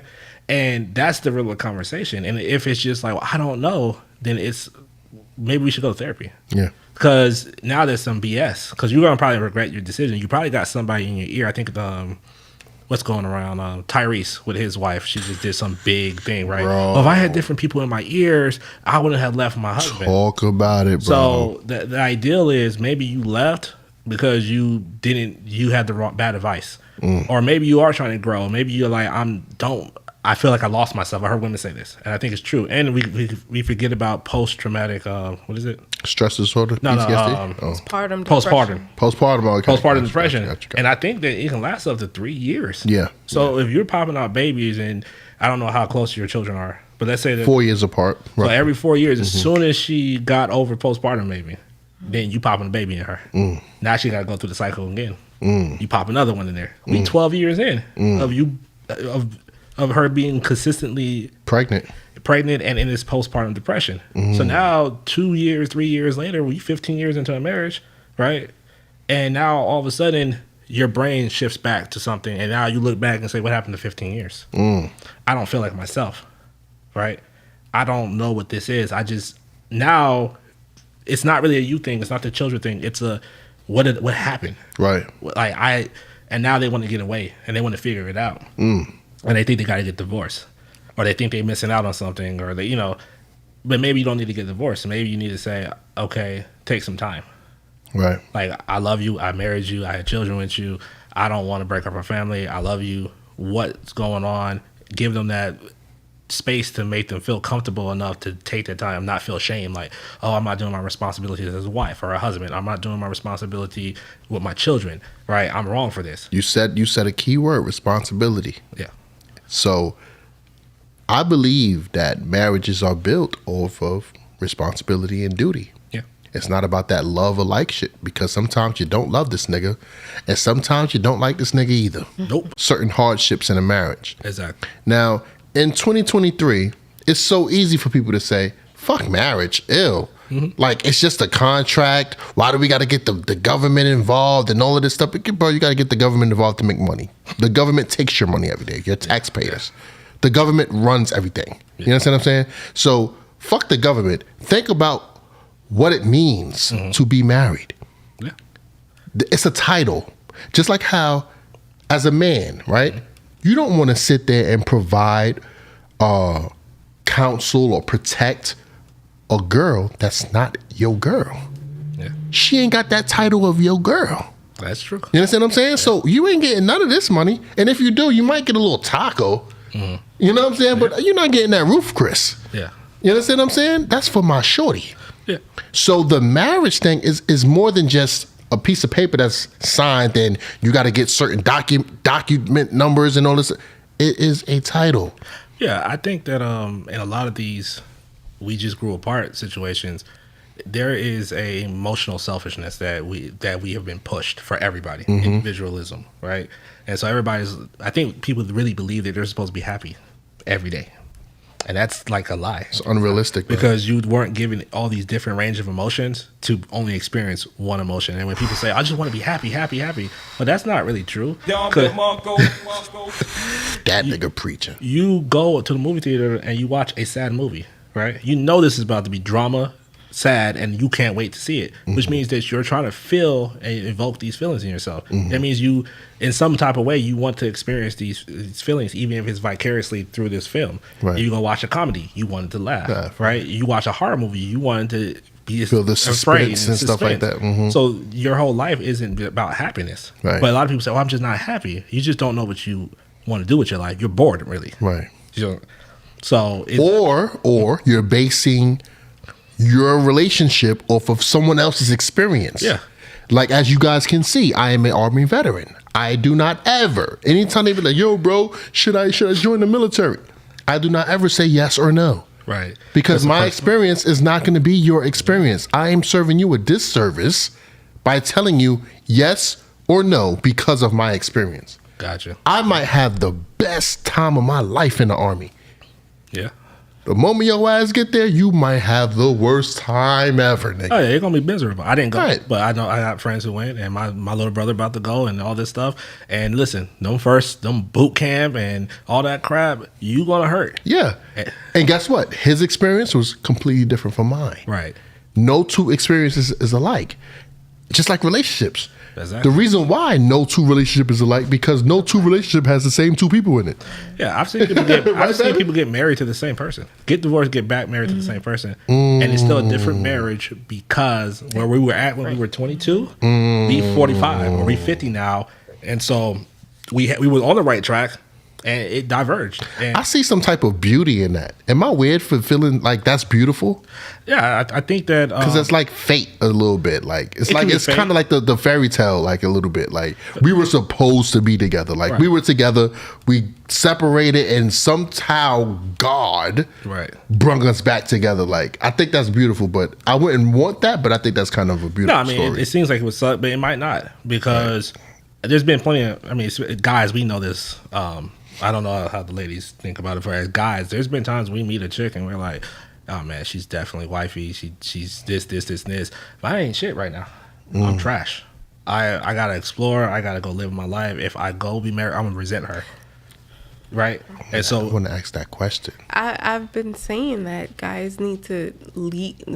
I said this, like if you see a girl, you know she wants to be in that committed. Leave her alone. Go do your thing. Leave that one alone. Let her save her body count. Facts. And move on. Because we definitely gonna judge your ass on that body count. Right. So your women's math on body counts is ridiculous. That's the whole topic. But it's a little ridiculous. Let's get back to that. I want you to actually write that down. Write the body count down. So I want to ask this question because y'all brought up something kind of dope. I want to know what makes him hubby.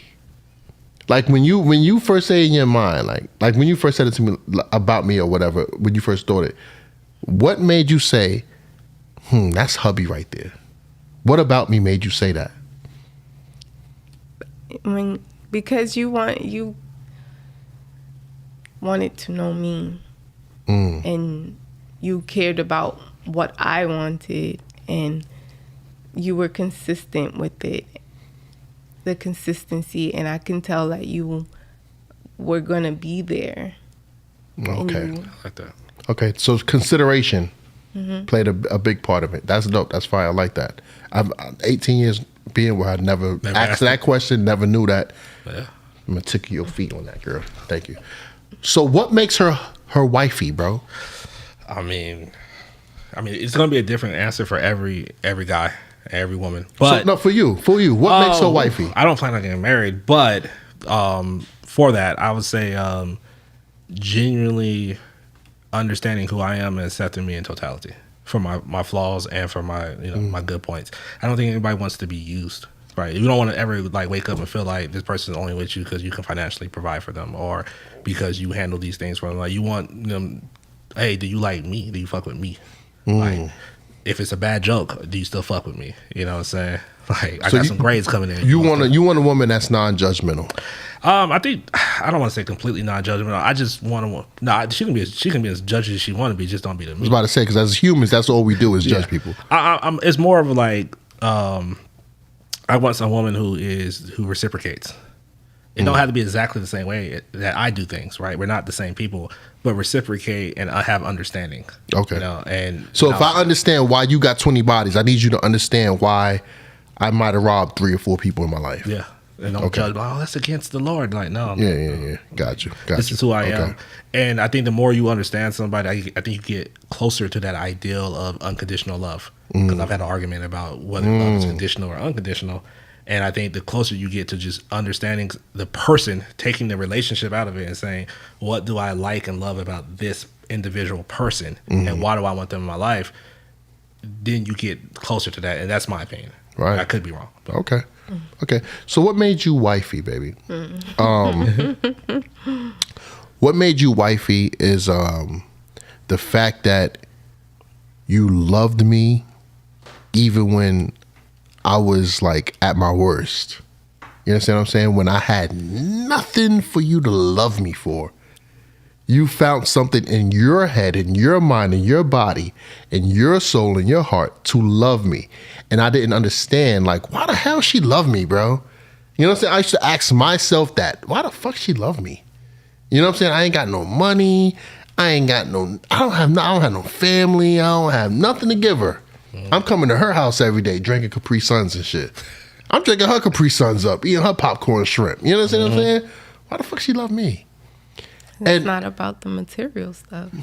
I learned that later on, but you know what I'm saying? But that was the reason why you became a person that I wanted to marry, and I was like, I want to spend the rest of my life with her because it doesn't make sense to me.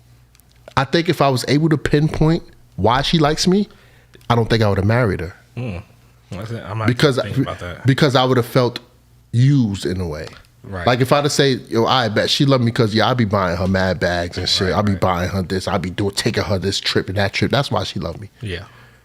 You know what I'm saying? Then I would have been like, all right, but okay, so it's conditional in some ways. Conditional, and if for some reason I can't provide that, then the love might love me. Right. Exactly. But the fact that I couldn't pinpoint it. Yeah. You know what I'm saying? Other than the fact that we spent so much time together, we had countless conversations and fell asleep on the phone numerous times, and we had children. You know what I'm saying? That was that weighed more to me than anything else. That's when I knew that was wifey. Right. And so if we go back until we talk about divorces, before you get not saying but before anybody gets divorced, they should go back and think about why they got married. That's true. And something my uncle always told me was like, you want to keep your relationship in the butterfly stage, right? That first 30 days, like when you're just excited, like, oh my God, she called me, he called me. Yeah. Oh my God, like, oh, you free? Okay, I'm gonna change up my schedule so that I can be free at the same time. Right. If you can, that's where you want to keep it at, because then you get to that second part of the phase, it's kind of like, I kind of know who this person is. I don't really like him like that. And then the third part is like, all right, how the hell I get away? Right. So you wanted to keep it in that butterfly. I'm happy to see you. I'm excited. Like right. That magical phase, because that's really what everybody. It's kind of like a drug. It's kind of like, bro, this is gonna sound crazy, and people might not believe us, but we are that every day, bro. See, that's magical. Like for instance, we was walking in Walmart.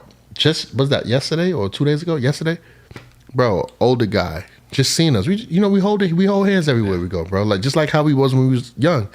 He was like, man, that's beautiful. He was like, so many people walk around here frowning with their significant other and acting like there's a reason for them not to be happy. He said, I love like the fact, you know what I'm saying? You guys is basically oral, you know what I'm saying? Yeah. So I was like, thanks, man. Like, I appreciate it. He was an older man, hunched over by himself. Yeah. And, Jaleesa brought up the fact that she was like, man, I hope that, his wife didn't pass away. You know what I'm saying? Because, possible. That's a possibility. And it's like, damn, you kind of feel for that man because it's like, she probably was all he knew. Probably. And she was probably his source of happiness or source of refuge or family. You know what I'm saying? And she's no longer here. And it's like, damn, bro. Like, what I immediately thought after she said that, I was like, fuck, I'm going to be there one day. Or you going to be there one day. Like, you know what I'm saying? And it's like immortality with the superpower. Yeah. Immortality, man. So you're saying stay in the butterfly phase or whatever. But then you also said that people think that they have to be happy every day. Yeah. So how does that work? Because the butterfly phase is happy every day. So it's not though. The butterfly stage is I'm happy when you call me. When your name pops up on my phone, it's like, oh shit, okay. Like, hey, stop everything. I want to talk to this person. Right. That's more the butterfly stage. It's not that you got to be stuck in it, but with the partnership, this person. Like one of the things I used to always say, I still say it, so I'm not gonna say loose to. Titles breeds expectations, right? When you first meet somebody in the talking stage, you got a 25% expectation, right? Which is just like, hey, I hope that you call me within a 2-day period or something. I hope that you think about me. Like think about that. You're hoping that this person is thinking about you, that they want to speak to you, that they want to see you, right? Now I make you my girlfriend. Now you're telling me I gotta see you. So you was appreciative and grateful for me even calling you before you was my girlfriend. Now you're my girlfriend, and now you taking that for granted. Now I make you my fiance. We at 75%, right? Now you telling me, well, it got to be this way, and you order me around, and you're telling me controlling, 100%. Oh, I have all rights to you, but it's like I'm still an individual. You're still an individual. So if you take it all the way back to at the beginning with the butterfly stage, you were happy that this person liked you, acknowledged you, spent time with you. And I think if you keep that there, then it builds, that should be the foundation that you should build the relationship off of. So be more appreciative than entitled. Yes, 100%. Makes sense. Because that's also what rubs us the wrong way. Like, you might be a hell of a cook. I'm assuming you are. Oh, I love her cooking, bro. So, right. This gut ain't come from nowhere. Well, I mean, they do feed us. So I always try to, with women, I always have tried to say, I appreciate that you cook for me. I appreciate that you have the will to cook for me, but it's never an expectation that you cook 7 times a week. Never, because that's, for one, I already know it's exhausting. It's an unrealistic expectation to me. Right. And then the love's not going to be in the food. Right.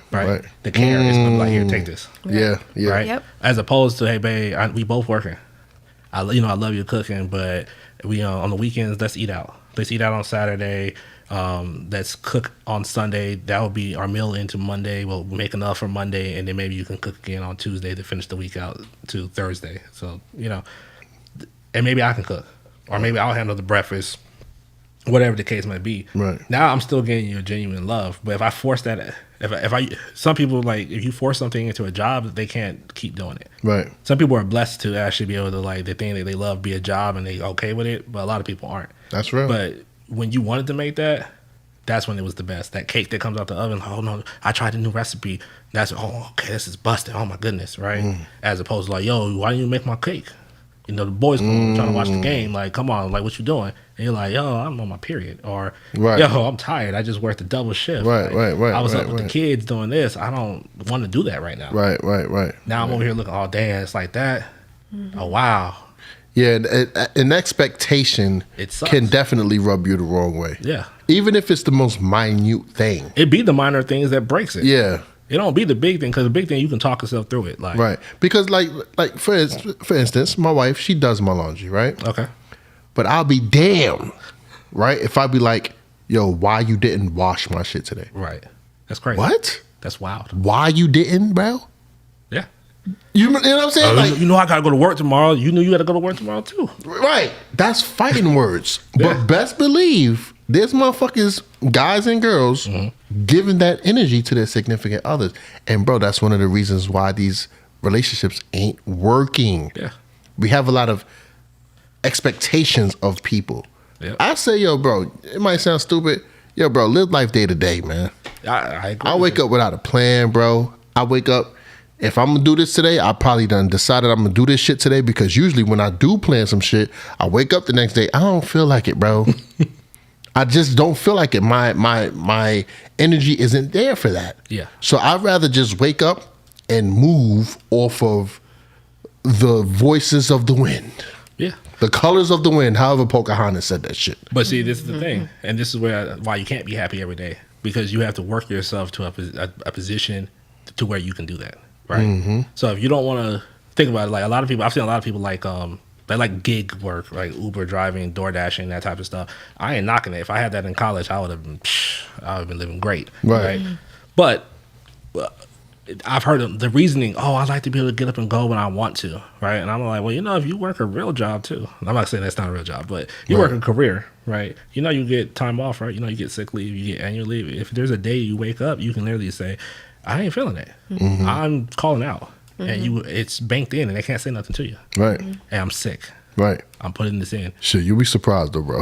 I mean, they try to get around it, but you got to remind them really quick. Like, surprised. Yeah, you got to remind them. Read your policy. But shit, some of them, they be like, man, I want to know more. Like, did you take some Pepto-Bismol today? I'm like, come on, bro. HIPAA law. You really going in like, I've earned this sick time, so I can utilize it for this moment right now. Exactly. You know what I'm saying? And yo, dude, Or they write you up if you do it too many times. am I wrong for not craving a 9 to 5 no more? Like, I don't think you're wrong. I don't really want to work, bro. And what's wild is, like, in my job too, I see like a lot of the OGs, right? They've been working there for 20 years, 25 years. Getting all the overtime. Everything, right? And what the number one thing they say about the younger generation of workers is, damn, these new guys, they don't want to work for shit. They don't even care about having a job. Because there's other avenues. So many other. And we watch people work themselves to death. We I have a homegirl who... we got phones and computers and shit now. Yeah, I have a homegirl, and that's one of my closest friends. And her mom retired, God rest her soul. And she got diagnosed with like a brain tumor, brain cancer. Man. And she didn't even get to enjoy her retirement. So it's a balancing act, you know. But like I said, you got to put the work in before you have that leisure. You know what I'm saying? That's true. Even jobs, I would tell people like, well, go get the job. Well, I'm trying to do this. Okay, well, who's going to fund that? Right. If you look at all the rappers, like what's that one thing they have in common? Dope money. I don't got drug money. Yeah. I'm sorry, I don't got no drug money. Yeah. So I can't fund this enterprise. I got to go to work. I got to figure out a different way to get this bread. You know what I realized in this episode, man?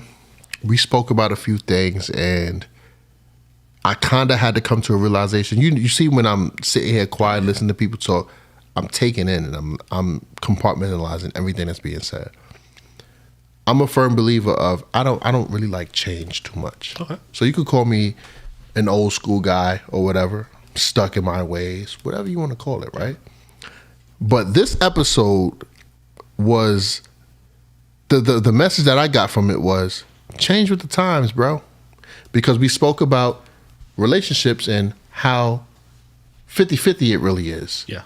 It's really not about me cutting the grass, because what if I'm allergic to it? Yeah. It's not about just her doing the dishes, because what if she hate doing that shit? Hate it. You know what I'm saying? What if something happened when she was a kid and she was doing the dishes and something traumatizing happened and she just cannot fathom doing dishes? Yep. I got to pick up that slack. And that's what's going to make the family engine work more, right? Yeah. So what I got from that is change with the times. And if the times is changing to more equal responsibility and more of a intertwined gender role or intertwined role, yeah, just so be it. Go with the flow, right? We just spoke about jobs and how back in the days, people would take their job super duper seriously. Yeah. Now people don't really take their job super duper seriously because we got other avenues to make revenue. And they shiesty.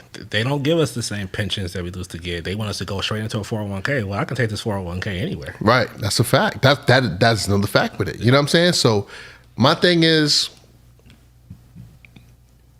even though I'm a firm believer of all change ain't good change, if the change is making sense, Go ahead and change making sense. There you go. Yeah, change making sense. That boy good. That boy did that by accident. Change makes sense, y'all. You know what I'm saying? And if it feels good, go ahead and go with it, man. Give it a shot, because honestly, baby, I preach all this shit, right? I preach all this shit about, yo, keep things the same, man. All of this stuff changing. Fuck this, fucking everything up. Baby, the way we live, it's some new shit. This ain't how it was back in the 60s and 70s. You understand what I'm saying? We do a lot of 50-50 stuff around the house with the kids, with the responsibilities of the house, with everything. Even when it comes to finances, a lot of shit has changed. And we just got to get with the program, man. Because I believe that the more that we try to fight against nature's course, this gender war is never going to end. Oh, yeah. And I mean, because it's a real gender war right now, bro. Yeah, but if we go conspiracy theories real quick, who does it benefit? The white man. There you go. The government, even down to the music. Yeah. You understand what I'm saying? What they push. And the gender war is going across all races. Yeah. Everybody is about wanting somebody who appreciates them and is about something in life. Mm-hmm. It's not really that hard. Like, it's just that you can't have it ready. You can't always get it ready made. Right. Sometimes you got to go in there and you got to make the food from scratch. Everybody wants fast food relationships. Like, nah, let's go get a home cooked meal. Let's go to the store, pick up the ingredients, and let's work it out. Like, okay, onions make me cry. I'll dice the onions up. Let's put this together, and now we got this great spread. We eating, everybody's having a good time. That's real. But everybody's gonna say what you supposed to do. Just do what you gotta do. You right. ain't gotta worry about if you don't like broke dudes. That's cool. I don't like broke dudes either. Right. If you want a chick who's whatever supermodel body looks like this, okay, what does it take for you to get there? Just go do it. Shut up. And guys, because I fell victim to this too. Guys, when my man said broke dudes, it's important. Don't be broke. You can't lead your family if you're broke.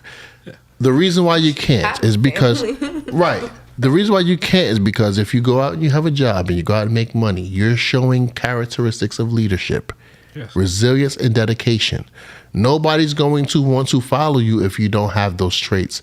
You can't be dead broke. Yeah, in some ways, you might feel bad because, women, they expect me to have money. All right, that might put you in your feelings because you don't have a lot of it. But you also expect for your woman to give you head when you want some, or give you some of that ass, right?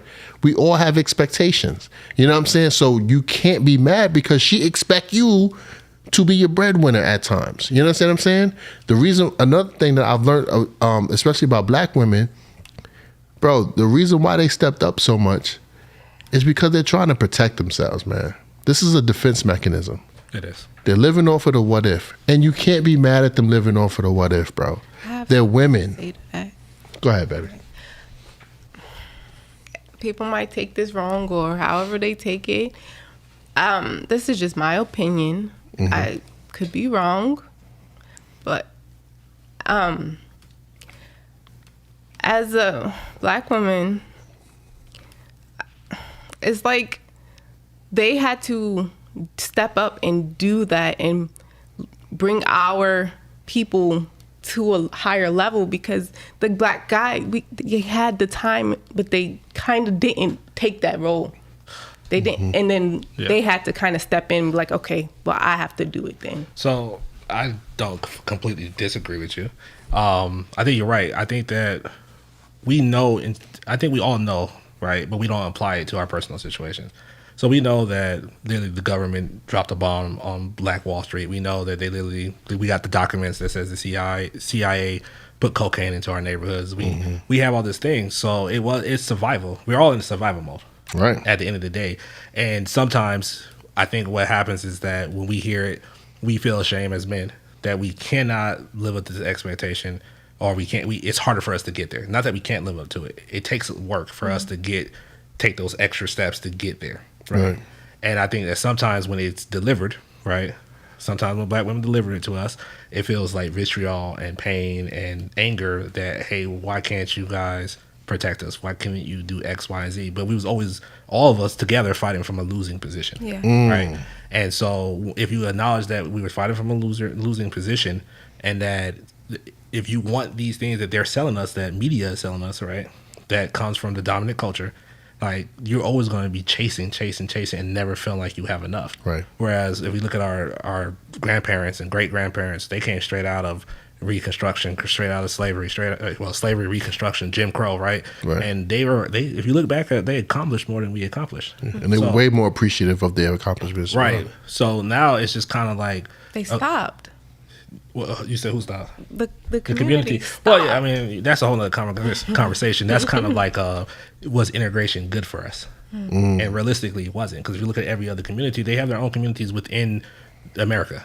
So if you look at like the Jewish community, they have a community, the Amish community, for sure, right? If you look at the Muslim community, like they're here, they're operating, but they're operating as a community. But we were systematically, every time they were shut down. So that's why we have to. And placed in red zones too. Yeah, all that stuff. So we can go through all that stuff. So if we acknowledge that, then I think that maybe we all can look at each other and say, okay, the reason why she wants somebody with money, with stability, is not just because she's a gold digger or money hungry, right? It's because, hey, I don't want to have to keep going through this, and I don't want my children to go through that, right? And I think there's a lot of pain and suffering that is generational trauma that we just don't deal with. Right. And I'll tell you one more thing with the gold digging thing for all the guys out there, right? I'm going to be honest with you. Gold digging is actually part of evolution and adaptation. And so I'll break it down quick. So back in the day, if we lived in agricultural society, right, the top dude was the guy probably with the most land who can farm the most, right? If you look at a person that was hunter-gatherer, the person who could hunt the best had all the ladies, like, because that was the best chance for survival. The person who can feed you, right? If you're in a fishing village, the person who can catch the most fish, he gonna be hot stuff, right? Because we know if I got a baby by him and I'm with him, food is gonna be on the table. Right. If you go to modern society now, right? Well, we don't need the men's strength no more because we got guns, right? We have police forces, right? So you guys don't have to, like, yes, you guys want us to still be able to get brolic and fight, right? Which I know we can, but it's not a necessity. Right. So the only thing that everything that we get in this world, food, clothes, shelter, right, protection, can be bought with money. Right. So the reason why they're so on the money part is because that's how you get the protection and the security in society. So when women are saying, "Oh, I need you to have money," we like, damn, you don't care about my character, but that's still protection, providing. That's what that is. It's just used with money now because it's capitalist society. I love that, bro. So I love that a lot. And another thing that I did get from it too, because laughed at me when I said it could be rocks. Yeah, a lot of people laughed at you, baby. A lot of people laughed at you. But I want to add to that because I want to debunk a lot of stuff that, you know what I'm saying, my baby has been going through with some of her points. With the, you know what I'm saying, yeah, you know, they want you to have money and all this other type of stuff. Like you said, it's for the children as well, to make sure that the well-being of the children is okay. Guys, what do we always say? We always say that women love their children more than they love men. They're nurturers, right? So if they're put in a position, because I look at it like this. I don't think black women look at us as pieces of shit. They actually kind of understand us to a certain degree. They're like, all right, this is a black dude. So chances is this dude ain't going to have that many resources or chances that the rest of America may have. So he's probably going to have it hard. You understand what I'm saying? If you grew up in my community, chances are this dude is going to have it hard. So I'm going to have to help this nigga. But I'm not going to say I'm going to help you do manly duties. Right. So out of respect, they're not saying it, they're just doing it. You know what I'm saying? Because can a woman carry in 2 gallons of milk? Yeah. Yeah, she can do that. But if the man is there, what is the man going to do? He's going to grab those gallons of milk. Yeah. Because I'm the man. You know what I'm saying? But if the girl was like, yo, nah, you good, I can do that, he's going to feel emasculated in some type of way. Okay. So in to some shape or form, they step up because they feel that they need to, because they do fear the worst. And you can't blame them for that. Women are the weaker species, and they have to think of protecting themselves. Yeah. You understand what I'm saying? Because what if my protector gets killed by the police? Right. My protector is the black man. Yeah. The black man is the target of so much violence in America. What if this guy gets his life cut short today or tomorrow? What the fuck am I going to do for my kids? I am a nurturer. And that's where the partnership comes in. Because you could drop dead from a heart attack. You can get killed in police violence. You Right. can have a complication at the doctor, right? Right. So, because I can lose my wife too. Right. So that's the whole idea of like, there should never be this, oh, you only make so much. And, you know, it should be a shared value system and a shared goal. Right. Marriages ain't going to work if the goal is different. Right. If your goal is to be on the Instagram, flexing, going on vacation, that's what your ideal marriage is, and my ideal marriage is having 2-3 kids and having a stable home, we're gonna break up. Right.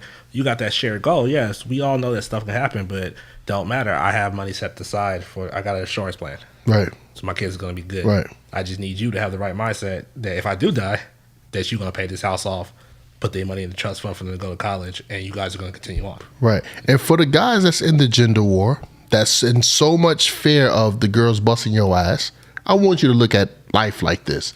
We're getting our ass bust. So These girls, not even just by the government, the girls busting our ass. If we're in a race with these women, they're busting our ass. This is the reason why they're busting our ass, because they're already putting themselves in position to live without us, right?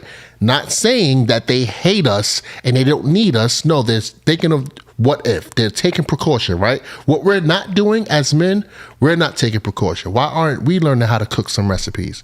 Why aren't we learning how much detergent to put in that motherfucking washing machine if we have 13 pounds of colored clothes? Why don't we know the fucking temperature of water? You understand what I'm saying? Why don't we know certain types of Enfamil to buy for the baby, the little infant, when we go out there and we shop for the babies? Why aren't we putting ourselves in position to not need the woman, but to fulfill her slot just in case something happens to her as well? We just living as men and saying we just going to stay here and not think of what if my wife ain't here today or tomorrow. Right. I think that, and that comes to the shared values, understanding what the goal is, and being self-sufficient as an individual. Like, I don't care if I have $1 million, $2 million, $10 million, whatever. If I'm rich as hell, guess what? You still have to know how to manage this money. If I died, you got to be able to manage this money. You should still have your own goals and hobbies.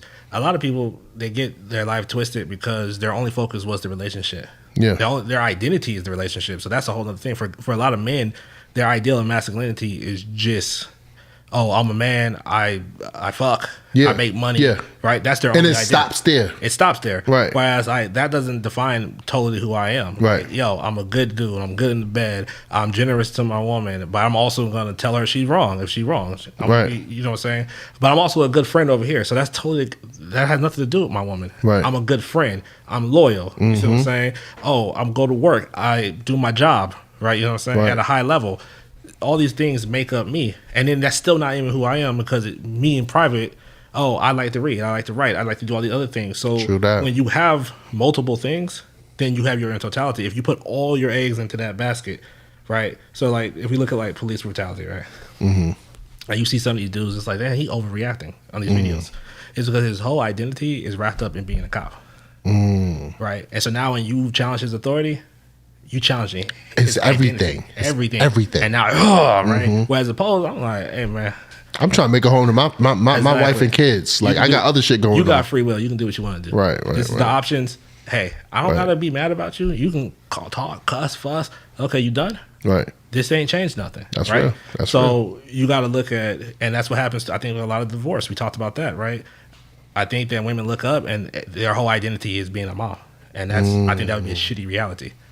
Like, And yeah, just to be a mom. But these women, these women ain't thinking that way. They like, yo, my identity isn't just that. That's why I'm gonna do the extra shit. Right. But because see, I'm more than we that. should understand that though. Right. But we should sure. always push for that. Hey, babe, I got the kids. Go do the stuff that you like to do. You like to go dance. Go dance. See what I'm saying? Wait. Dance in what way? What you talking about? If she likes to go, I can't dance, right? So if my girl likes to dance and she likes to go do the house music or something, and she just likes to be there dancing, why? I'm not about to be insecure about that. Hey, boo, Go dance. I'll stay with the kids. Yeah, as long as she ain't out shaking no ass, I'm good. I mean, you ain't shaking my ass in front of nobody. So hey, so long as she not fucking, I can't, because you can go shake your ass, get that thing all juicy, you feeling good, bring that right on home. But you're still out there, like you're still doing things that you want to do, and you have an identity outside of being my wife and the mother of my children. A lot of guys don't think that way, and they getting divorced, they getting cheated on. Because that's true. Because in my heyday, I used to be like, hey man, I don't want your whole time. I just want 20% of your time. He only doing 80% of the work. Let me get that 20%. Let me help your marriage. Let me help your marriage. See what I'm saying? So you don't want a guy, you don't want the work husband saying that to your wife. That's real. See what I'm saying? So you got to open it up a little bit. Hey, you need to have, because if I'm sitting on the video game and I'm got all my boys and me killing people on Call of Duty, and you don't know how to go do something on your own and not interrupt me, I'm not saying sit on there for 8 hours, but if I can't have this little 2 hours with me and my boys and we just doing this, and you can't go pick up a book, watch a TV show, go out and do something that you enjoy doing during this time, we're gonna have problems because you don't have an identity. You don't have hobbies. I just find it hard to I just can't say, like, I could see the reading the book or just go chilling with the girls, like, on some. But going to the club, shaking ass in the club, nah. Yeah, I mean, I don't want them shaking ass. Yeah, I'm more saying like that, bro. I'm more saying go do something that you actually enjoy doing. Like if it's a movie that I don't like, why are you forcing me to go to that movie? Go hang out with your homegirl. Go to that movie. Like go do something. Yeah. You want to try the new spot out? I'll go eat with you. But if you just want to go there again, I'm just gonna go there. You want to go shopping? I don't want to walk around going shopping for 7 hours. Please go. Please go shop, and I can use this for my video game time. When you get back, hey, my girl home, let me go help her with this. Hey, what you find? Okay, follow that for me. We can come right back together. True shit. See what I'm saying? True shit. True shit. Because I've seen them do is they want their girl to sit right next to them. Where you going? I don't want to sit here and look at this game for 5 hours. Nah. That's crazy. Nah. Like I just think that you have to be. I mean, the one thing I will say that I'll take from Will and Jada was when Will did say like you have to be a whole person on yourself. Yeah. You still have to be whole and healthy and happy within yourself, and then come into this relationship. That's and true. Bring that, because those are strengths. Because if I'm down, there's nothing I hate worse than when I'm depressed, I'm down, I'm moody, and then you match my mood. I don't need you to match my mood. I would prefer you make this better. Yeah, be happy. You don't even have to make it better, but you ain't got it now, because now it's my job to come try to bring your mood up. I still haven't got over myself. Right. There you go. Ooh, that's deep. So, that's deep. What's some of these chats saying? We got my boy James English in the building. Holla at you. Yeah, that's my brother. Oh, that's your brother right there? Yeah. I like this for you. He say he like this podcasting thing for you, bro. My boy James English back in the game. That sound good, but what happened? I think you gotta go down to the next one too, when they make the money. Oh, okay. What happened when they make the money? Yeah, that's what I was saying, James. Like, you know what I'm saying? Sometimes with these women, you know what I'm saying, when they make the money, they go on a little ego trip. You know what I'm saying? I think it's a temporary ego trip. You just gotta know how to chop that block down a little bit. As a man, you gotta know how to bring them back down to reality. You know what I'm saying? And humble them if they need to be humbled. You know what I'm saying? But a lot of women do leave men that they make more money than because, hypergamy. Yeah, but then they spin the block. But then it's too late, because by the time they leave, I done met me a shorty that really appreciates me for me, and I'm like the best thing she ever done seen in her life. Like, I am her level of hypergamy. I am her level up. You know what I'm saying? I want that treatment that she's gonna give me. And listen, and I'll tell you what James, he came up with this. He said, "Listen, man, it don't matter how much money you make, right?" He said, if she makes 150 and you make 75, you guys should figure out what the household bills are, right? So that says $3,000 that month, right? They say he only bring home $4,000 a month, and she bring home $8,000, right? Don't matter. They both got to put $1,500 in a piece. Right. Don't matter. Then you put another account. Boom. All right, this is travel, whatever, right? And how much do we want to put in there? All right, we both want to put $500, $1,000 a month for our travel expenses for the boom. All right, so now we're putting $2,500. Now he only left with what, 15? And she's left with, what is that, 55? Okay, go live your life. What's the problem? I'm equally contributing, and I'm okay. And I got some money on the side. I'm okay with the $1,500 I got left. Yeah. Like, I'm cool with it. If you want to go buy Birkins and whatever, it's cool. Yeah. When you start breaking it down that way, you can get through to them. That's real. You know what I'm saying? I had a teacher. He made way less money than his wife. He was a teacher, high school, right? Yeah. He was a volunteer sheriff, right? They didn't get paid to be a sheriff. Right. And she was making I think she was a lawyer or something. She was making bank, Yeah. right? You know what that man told me? He said, man, I pay all the bills. He said, I can pay all the bills and I get allowance for my wife every month. It's cool. I'm mad. I'm going to pay these bills and pay for this house. And he was fine with it. And she was good. All right, that's your money. I'm going to take care of my responsibility. Oh, I want you to be good. She handed him money. And it worked out. It still comes down to the individual. Right. It really, right. If she's going to go on a power trip with money and stuff, then what she's literally saying is that then I can treat you like, can I treat you like shit if I going to make more money? Right. I don't care how much money you make. You're just not going to treat me like shit. Right. Facts. That's really facts. what it is. And it's the same thing with dudes. What we said earlier, character flaws. Character flaws. It's the same That's thing with it, dudes. guys. Dudes leave with money a lot of times. They love to leave with money. If they got money, they love to leave with money because they don't have to get into the emotional part of you. They don't have to get into the mental health part of you. They don't have to deal with that. They just throw money at it. So James, what I would say to you, if she, you know what I'm saying, does make, you know what I'm saying, more money and treats you like shit, you have to realize that's a character flaw on her part, not your part, on her part. Where you should take the accountability at is courting her sufficiently. There's certain ways you can peep a person's personality before they even show that shit to you. There's certain cues you could pick up on. If you study people long enough, I'm telling you, you can read a motherfucker like a book that's never been written before, bro. You could just sit there and tell certain things from their posture, their vocabulary, certain things that they like to do, the people they hang around, the foods they eat. You can legit read a person, bro, without them saying anything to you about their personality. And if she's that type of woman I bet, I'm gonna put it to you like this, bro. If you date a woman that is materialistic, better believe when she make a bigger bag than you, she gonna treat you like shit. Because that material, that tangible, is what stimulates her. And once she provides that stimulation for herself, she no longer needs you because you can't stimulate her more than she's already stimulating herself. So she's going to look for a man that can stimulate her more than she stimulates herself. But if she's not materialistic, she values other shit like time and fucking just cute shit. You know what I'm saying? Then you wouldn't have to worry about that, bro. I think she will reward you if she made more money than you. Because she loves you. Like that's that genuine love type shit. Materialistic women, they're dangerous women to get with. And I would assume, I've never been with one, but I would assume that you can break them out of that, but it would take a lot of counseling and a lot of like putting your foot down. And you might not have the energy for that, bro. But if you don't have the energy for it, guess what, bro? Move to the next one, man. You don't got to stick it out with her.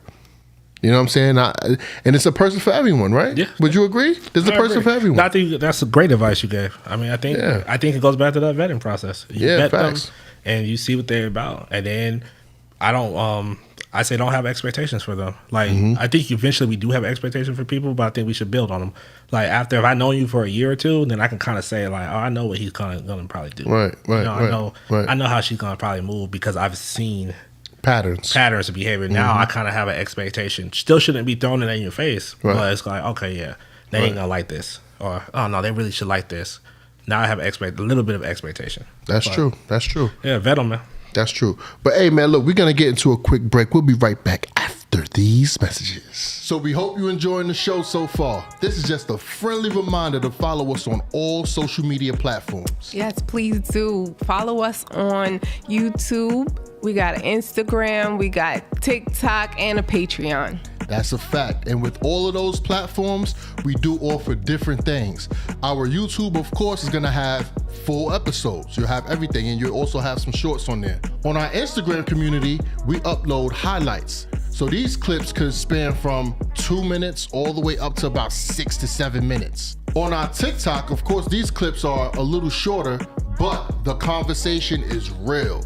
Our comments are going crazy, and on this platform, you could utilize it to have a conversation and debate back and forth if you want to. Our Patreon, we got exclusive videos. Oh yeah, all the spicy stuff that's a little bit too spicy for YouTube. So as we're transitioning into a live podcast, yeah, you will get the live shot at first, but there might be some things and some parts of the conversation that get a little too wild that we might have to cut off in the edit. On our Patreon, you can subscribe to us and get full access to all exclusive content. Enjoy the show.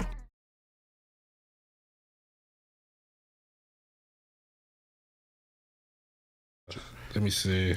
And we're back live, man. And ladies and gentlemen, as you can see, as you look at your boy Convo, man, if you look at my torso, I got that We Need to Talk merch on, man. You know what I'm saying? You can go ahead and cop that. You're going to hit the link in the description. You know what I'm saying? Hit that LinkTree up. Go ahead, man. Cop something, man. Cop yourself a shirt. Cop yourself a motherfucking hoodie. Cop a hat. Cop a scarf. Cop a shower curtain. Yes, we have shower curtains. We got towels. Only thing we don't got is sneakers. Buy something for you, your preacher, and your preacher's side chick. Because everybody deserves to look nice. And when you do it, when you put it on, hit us up on your story, tag us. We would like to repost you guys and show the love that we've been getting, man. Holla at us, cop the merch. And if you guys are also new to the channel, watching this dope episode, please subscribe to us, hit that notification, man. Let us know how much you love the content, because it makes me cry at night when I see the appreciation showed to us. I'm very emotional. I'm a Cancer. You understand what I'm saying? You know what I'm saying? But one time for the one time, I do want to give it up for my beautiful wife to my left, man. Jaleesa in the building one time. And my new home skillet, my boy Jay. Give it up for him one time for the one time. Appreciate that. You got anything you want to shout out, bro? Nah, man, you say I'm going to come on back. So, you know, if any shout outs, any links or stuff like that, I'll bring it back next time. If they like me, then, you know, I'll start producing. Oh, yeah. We're going to get you lit. We're going to get you lit, bro. We're going to get you lit. Right. But we're gonna close out this conversation for today. Let's see what else we got here. What did you leave? You left some weirdness. Quanisha, who that? I don't know who that is. My boy Theodore Jones. What up, boy? My boy Teddy in the building one time for the one time. What's up, bro? You kind of joined in a little late, man. We about to exit out this joint, man. We've been on here since 6 o'clock, almost 2 hours, man. So hit us up on the next one, man. But you know, as always, it's your boy Convo. I'm Jaleesa. Peace. Bye.